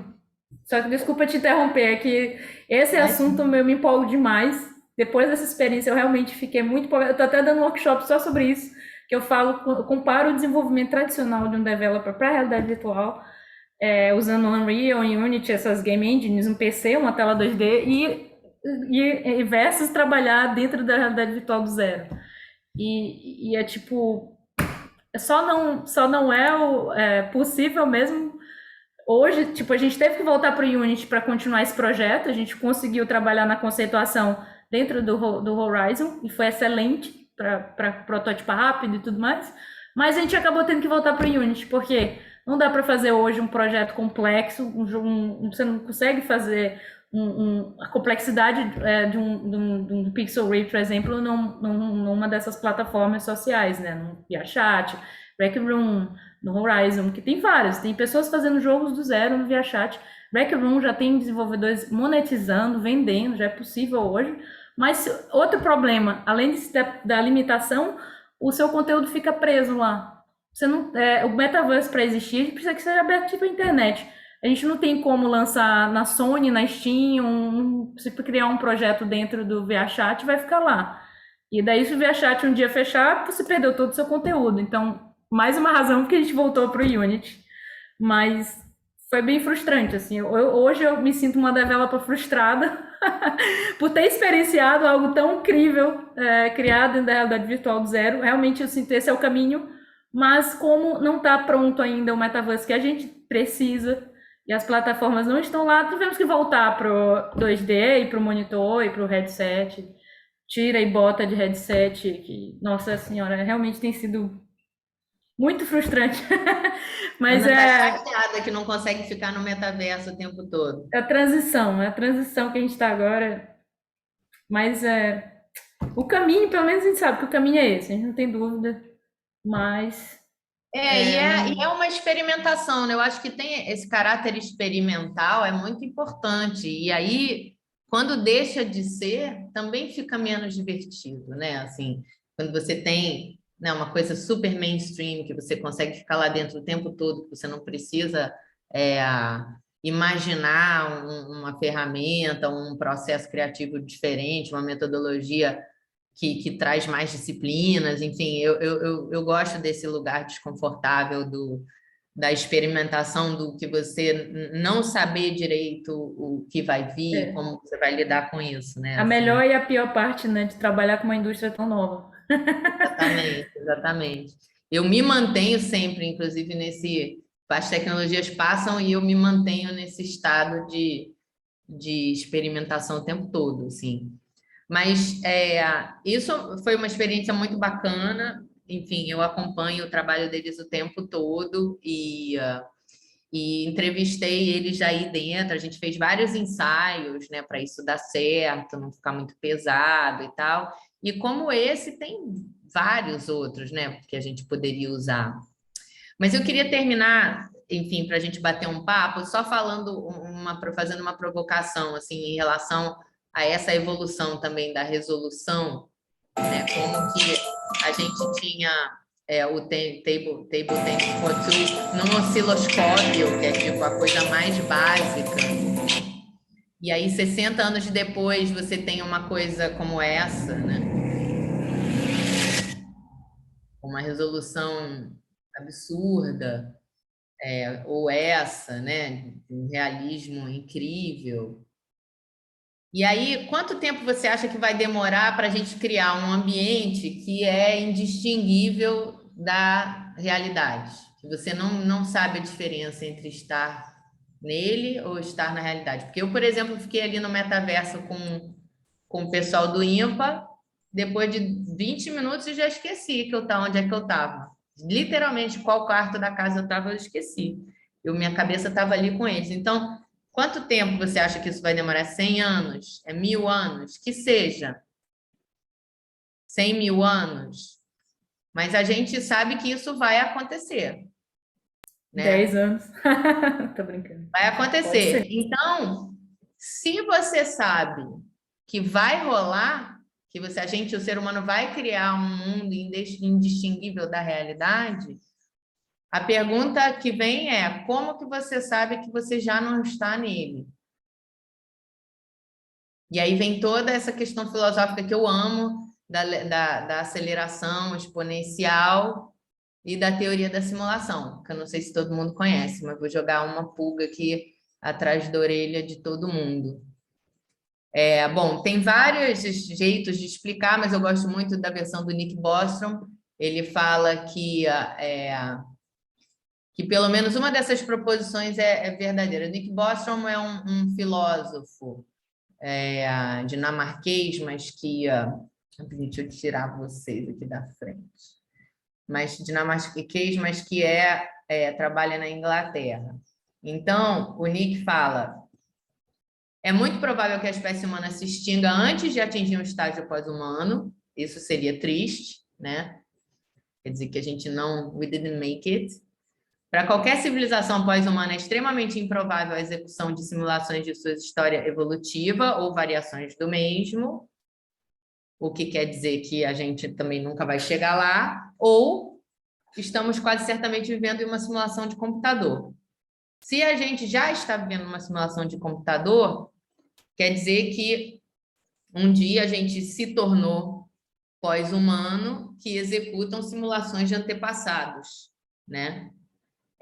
Se isso é falso, Então, isso pode ser que a gente não esteja lá ainda. Mas essa crença de que a gente vai conseguir chegar lá, fazer esse mundo indistinguível da realidade e fazer simulações de antepassados, se a gente acha que isso é verdade, a gente não pode afirmar que a gente já não está lá. E era isso que eu queria falar. Muito difícil essa colocação final, hein? Sai todo mundo aqui perdida. Aninha Ribeiro, você quer contar um pouquinho do Pixel Whippet, dos seus metaversos, da sua vida? Assim, eu acho que a gente tem um tempinho aí que seria interessante a gente rolar um bate-papo, né? Abrir para perguntas, não sei, né? Eu Mas já eu acho que você acabei. quer contar pelo menos minimamente assim, sobre o Pixel Whippet, que é tão eu acho muito bacana, pelo menos para quem não conhece, né? Eu posso tentar resumir, assim, né? Assim, o Pixel foi um projeto universitário meu, que isso eu estava me formando na NFTS, na Inglaterra, e era o mestrado, e o último ano você tinha um ano para fazer um projeto, além de fazer a dissertação. Só que a gente acaba focando realmente no jogo, que foi a coisa mais importante. Na verdade, eu nunca mostrei meu diploma para nada, o jogo realmente foi meu maior diploma. E isso era 2013, logo aí após o Palmelock anunciar o Kickstarter, a gente tinha aí o Oculus DK1, então tinha muita coisa acontecendo, a indústria estava começando aí a voltar, a renascer da era medieval da realidade virtual, que foi os anos 2000, que realmente ficou parada, não tem nada, quase 2010, quase nada. E daí eu comprei um Oculus DK1 em 2012, 2013, não, 2013, daí isso era já no fim de 2014, nossa, faz tempo agora. Daí eu coloquei o projeto assim, quando eu terminei o projeto de estudante, né? Eu coloquei ele na plataforma da Oculus, que não existia ainda a loja da Oculus que a gente tem hoje, né? Oculus Store. Na época era somente chamava Oculus Share, onde todo mundo compartilhava seus aplicativos, seus jogos, e a comunidade compartilhava entre si. Só que naquela época não tinha muita coisa. Só tinha montanha-russa, não sei quem lembra dessa época, mas tinha uma grande... era demais até a montanha-russa, que meu Deus do céu. Então, consegui, assim, foi sorte, porque para um projeto universitário, se eu tivesse colocado o jogo na Steam, ou tivesse feito um jogo para celular ou PC, eu não teria conseguido essa atenção, como um projeto universitário pequeno, de estudante, né?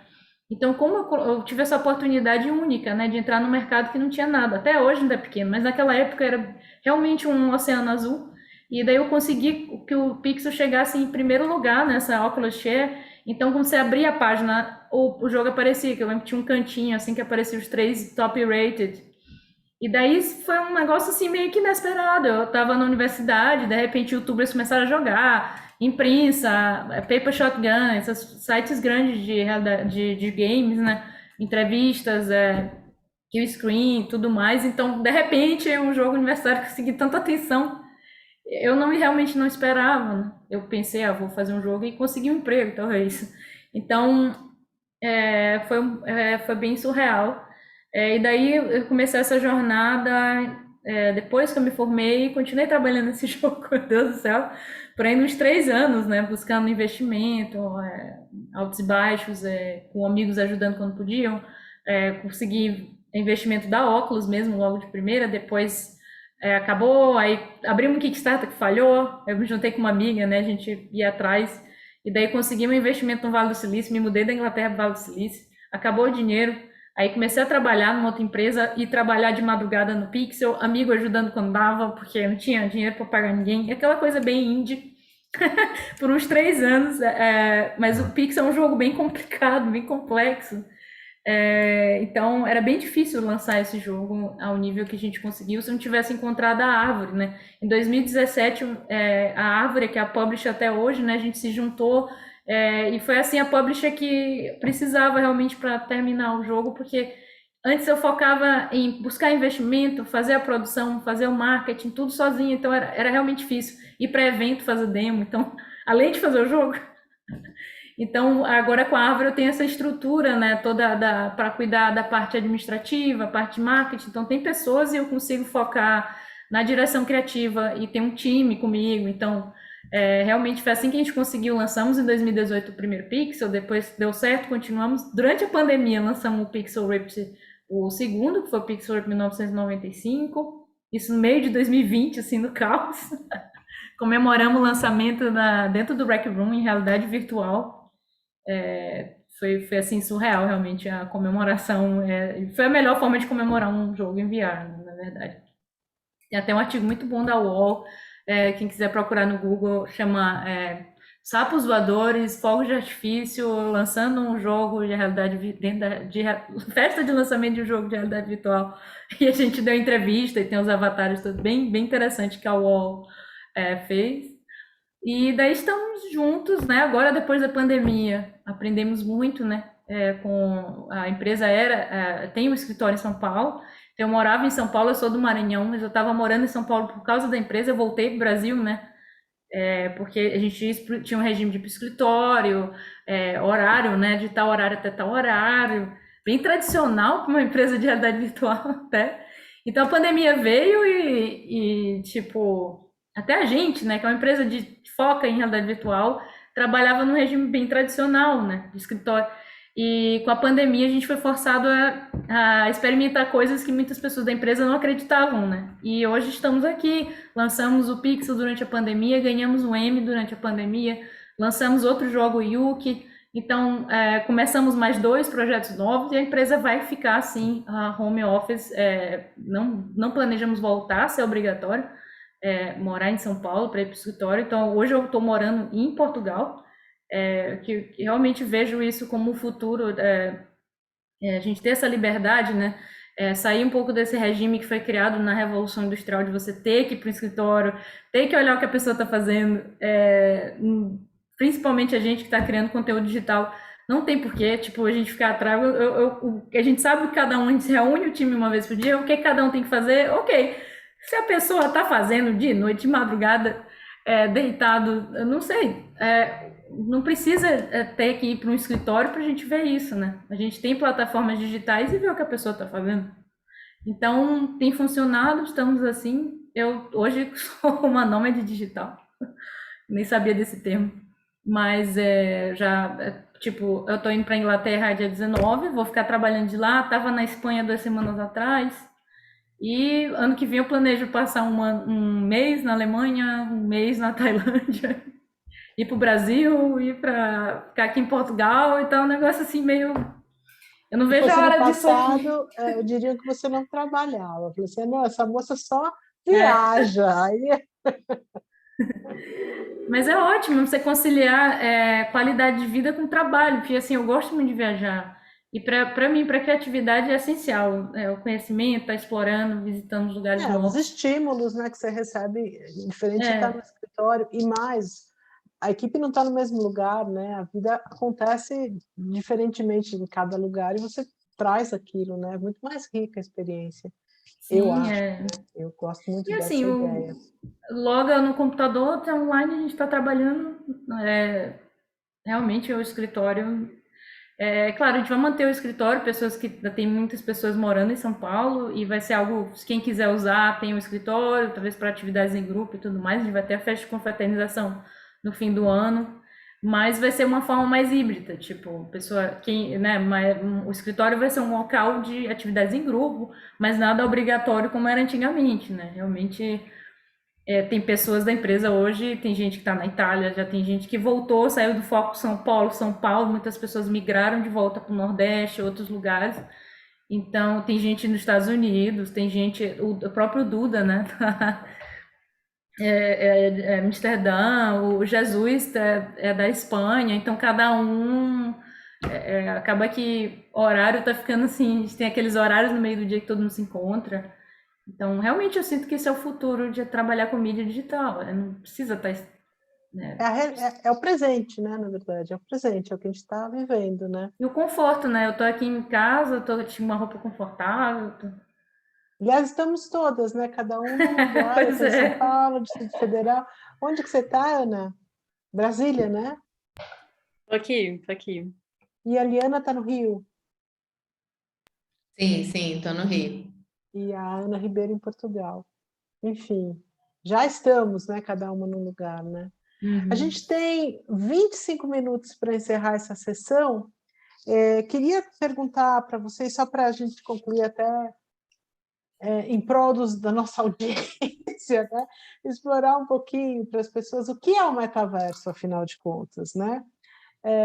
Além do metaverso, o que é um NFT, que eu acho que é uma pergunta que a gente não pode sair daqui sem explicar para a nossa audiência, e talvez não dê tempo de entrar na questão do blockchain, mas vamos tentar do metaverso, pelo menos, e dos NFTs, explicar para as pessoas onde que tudo isso se mistura e onde que entra a realidade virtual, imersiva, a imersão em si, né? Que mundo é esse que estão comprando terrenos digitais que não existem? Achei isso super interessante. Estão vendendo terrenos dentro de espaços virtuais, muito louco tudo isso. Então, eu queria que vocês, que são as feras disso aí, explicassem um pouquinho para o nosso público. Liana. Não sei o que é. Bom, eu falo assim para o pessoal, para minha equipe, que a gente é meio imã de, assim, se tem um tema que está vindo muito para a gente, está aparecendo, cruzando o nosso caminho, é porque ele é a bola da vez, assim. Eu estou sendo soterrada de coisas de blockchain, NFT, a NFT arte, metaverso, soterrada, assim, tudo é o mundo, e é sempre assim, o mundo financeiro, mas com uma capa de mundo da arte, né? Porque o blockchain é a tecnologia que gera essas várias... ele basicamente é uma validação, né, de Non-Fungible Tokens, NFT. É uma validação da existência de determinado item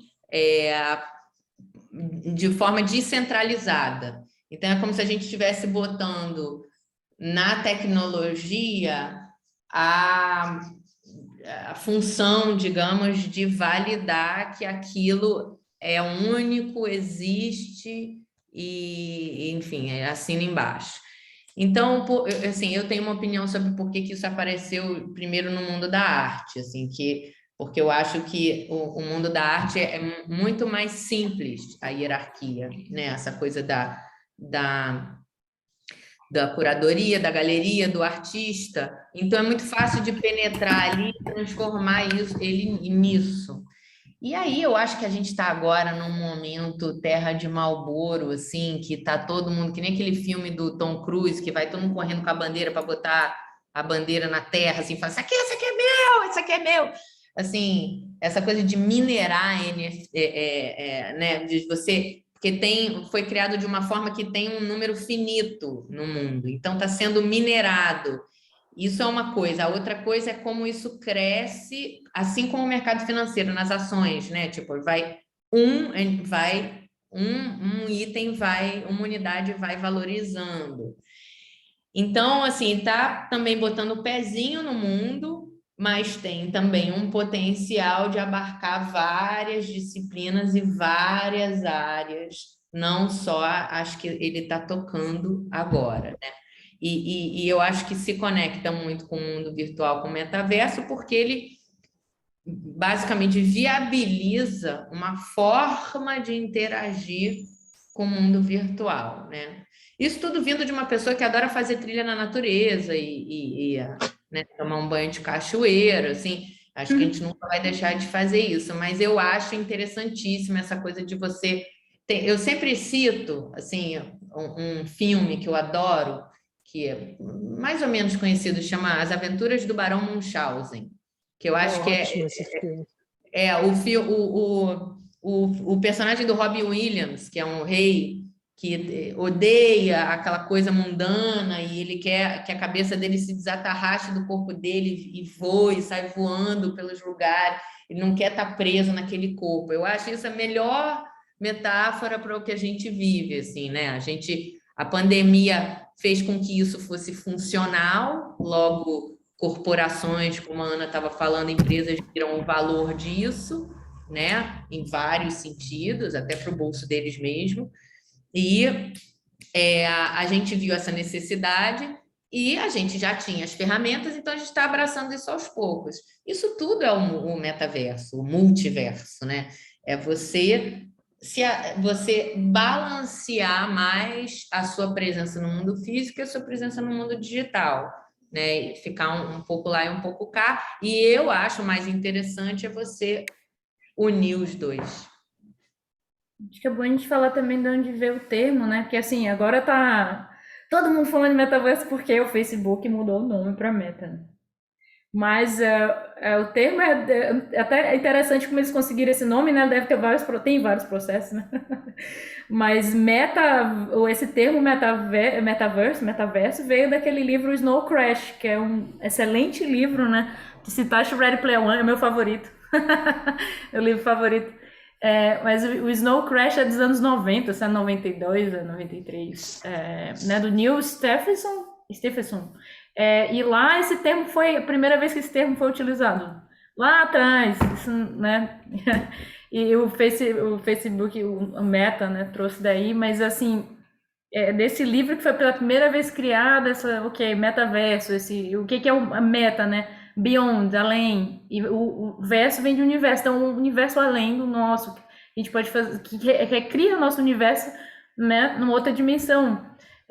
Mas é engraçado, é bom a gente lembrar assim que o Facebook veio, trocou o nome para Meta, tá todo mundo, Metaverse, mas a gente que tá na comunidade, assim, há um tempo, assim, eu já tô desde 2013, pra gente é um pouco assim, eu fico um pouco irritada, é um pouco irritante você ver eles falando que vão criar, porque hoje existe sim um começo do metaverso, existe o ViaChat, que não foi citado aqui, mas é a plataforma hoje mais popular.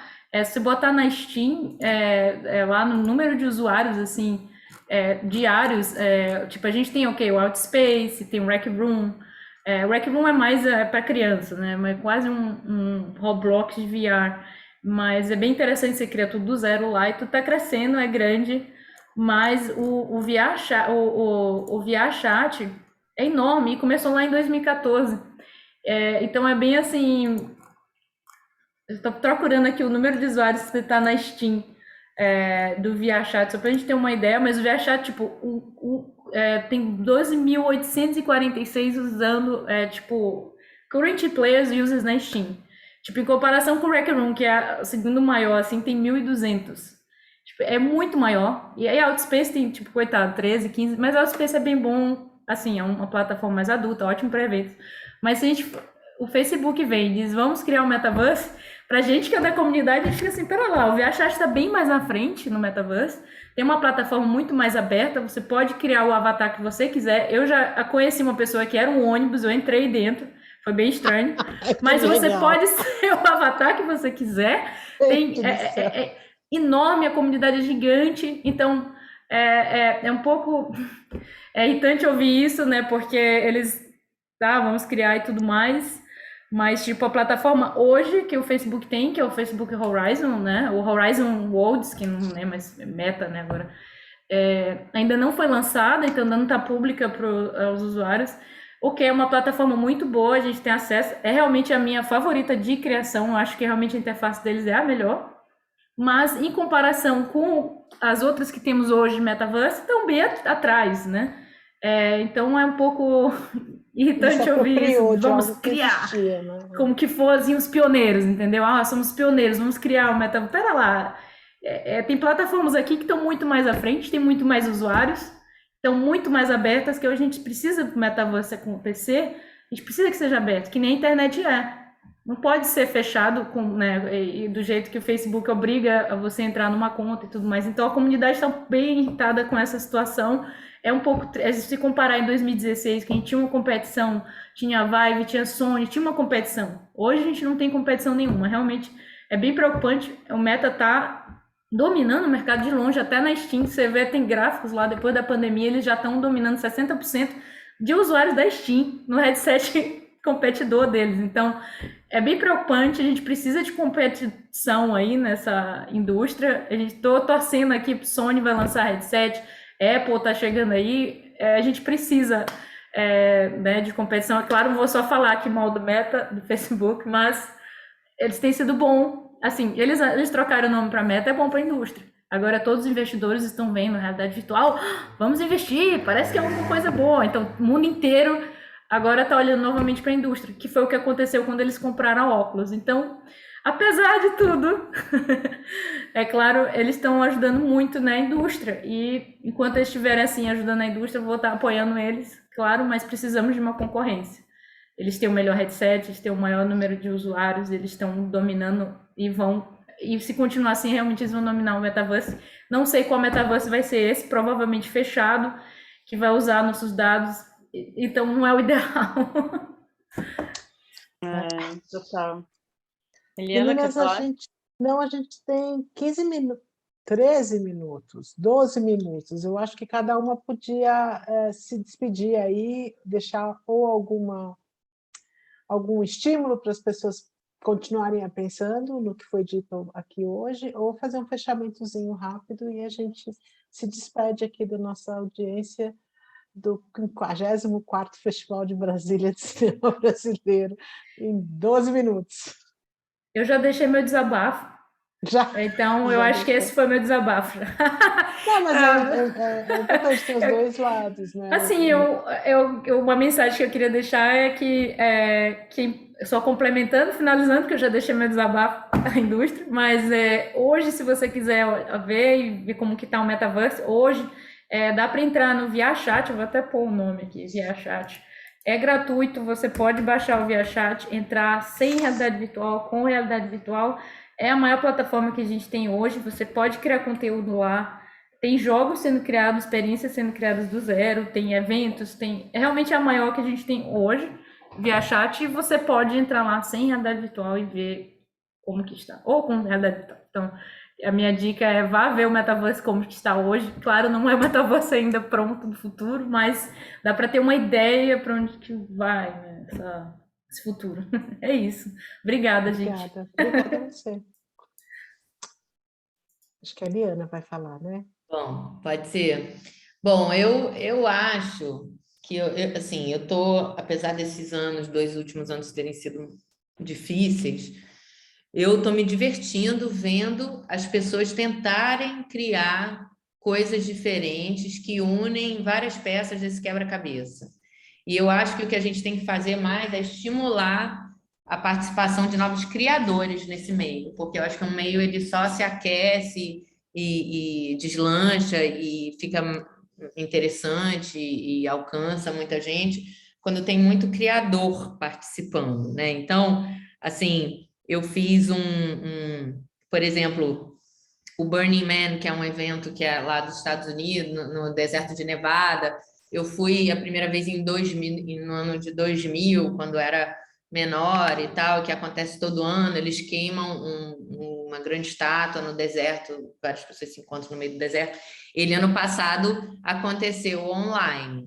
E aí a gente usou uma ferramenta chamada High Fidelity, que é só de som.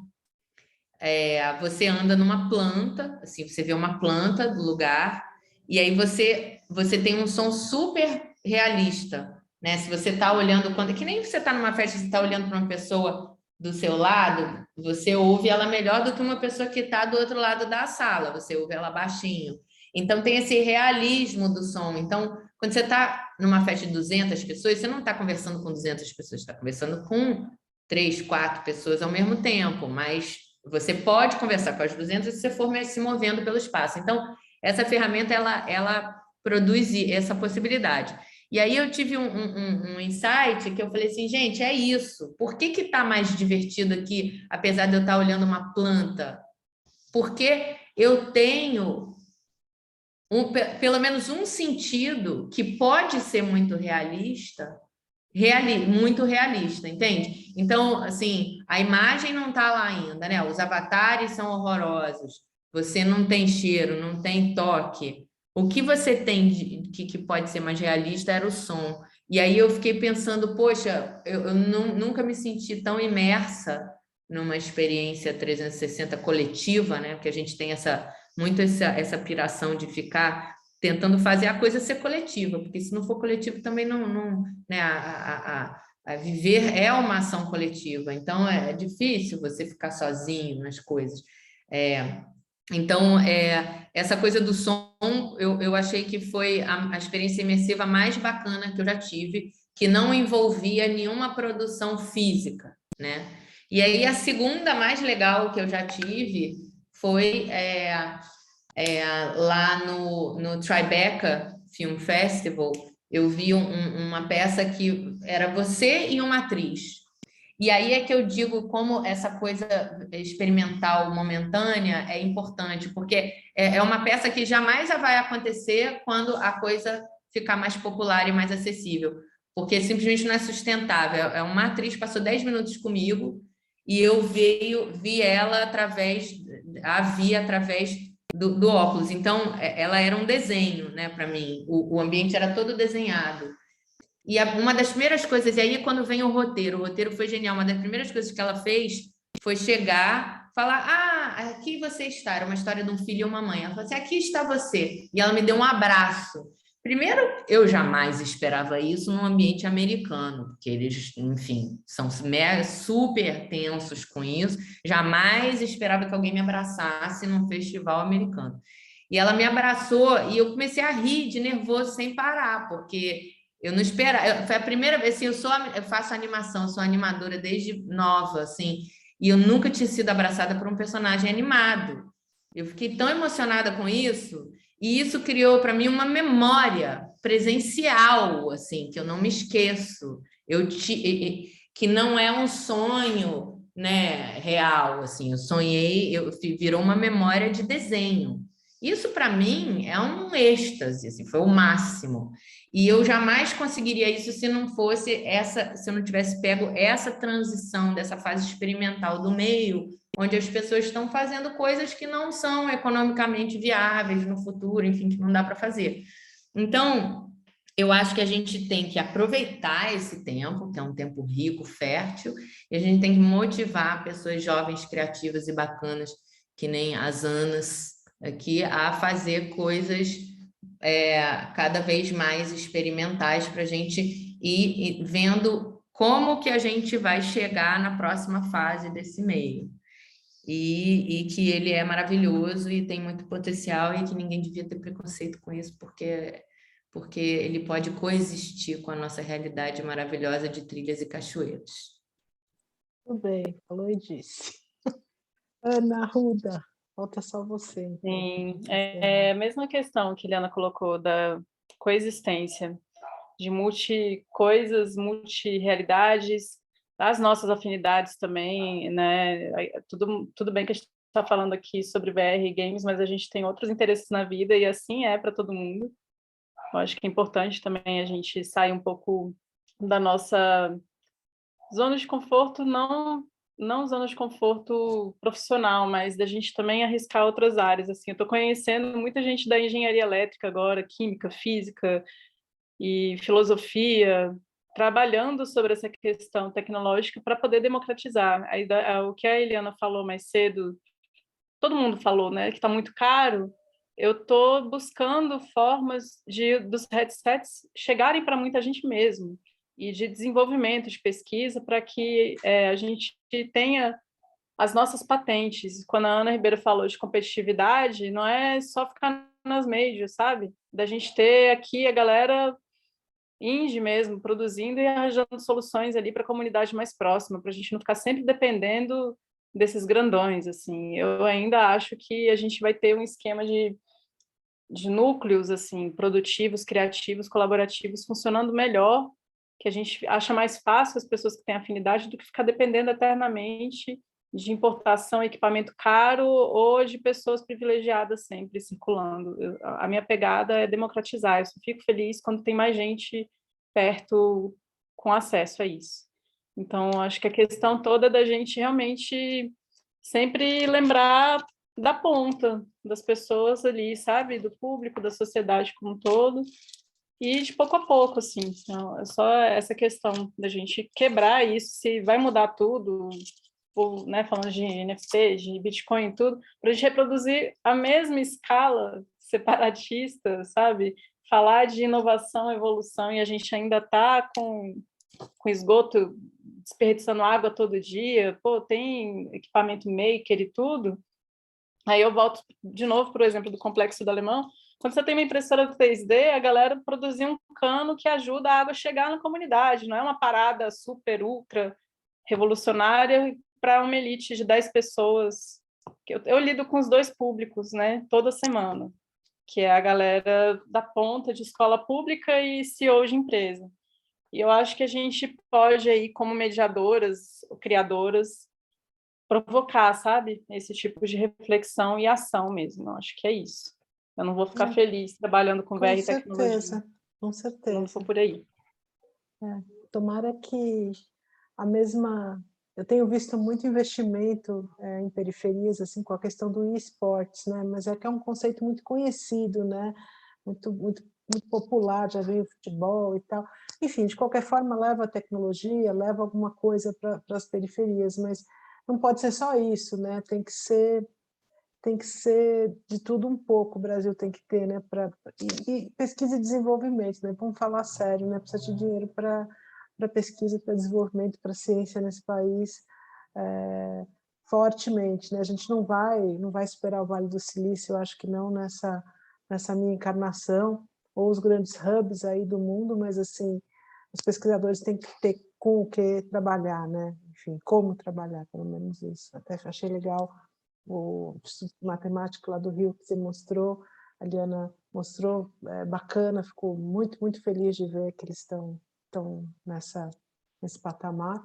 Mas, enfim, falamos aqui com 3 mulheres mega experts maravilhosas sobre realidades imersivas, aonde que isso tangencia, na verdade, com a indústria de cinema, com a indústria de videogames e com a vida da gente, né? Como é que a gente faz um bom equilíbrio, um bom balanço do que a gente faz aqui, né? Nesse mundo que logo, logo vai ser um só, ou seja, e o que a gente faz nas realidades imersivas aí. Então, acho que foi essa a mensagem de todas elas, né? De ter a cachoeira, mas também ter a sua hora de VR. Tá aí, tem 1 minuto para cada uma, se alguém quiser dar um tchauzinho. Menos de 1 minuto, tem 1 minuto para dividir em 3. Não, queria só agradecer. Obrigada, Eliana. Obrigada, Anas. Obrigada, gente. Obrigada, Eliana. Um festival. É um prazer, gente. É um prazer. Eu quero chamar o pessoal para o nosso mini metaverso, que é o curtabrasilia.com.br. Até domingo a gente está lá com 12 Acho que foi até colocado aqui já, viu, no chat. E hoje, 7 horas, a gente vai fazer uma festa virtual com a comunidade XR Latam, México, Chile, Equador e alguns países lá. Então, fica o convite. Bacana, aí. Parabéns. Bom, espero que quem nos assistiu tenha gostado muito, tenha se sensibilizado e aprendido e se motivado, enfim. Então, eu fiquei muito contente de sermos só mulheres, né? Não só aqui na mesa, mas também na produção. Então, show de bola aqui para todo mundo. Continuem firmes aí no trabalho que vocês fazem. E obrigada, né? É isso aí, gente. 18h30 em ponto, encerrando o painel na hora. Beijo para todas.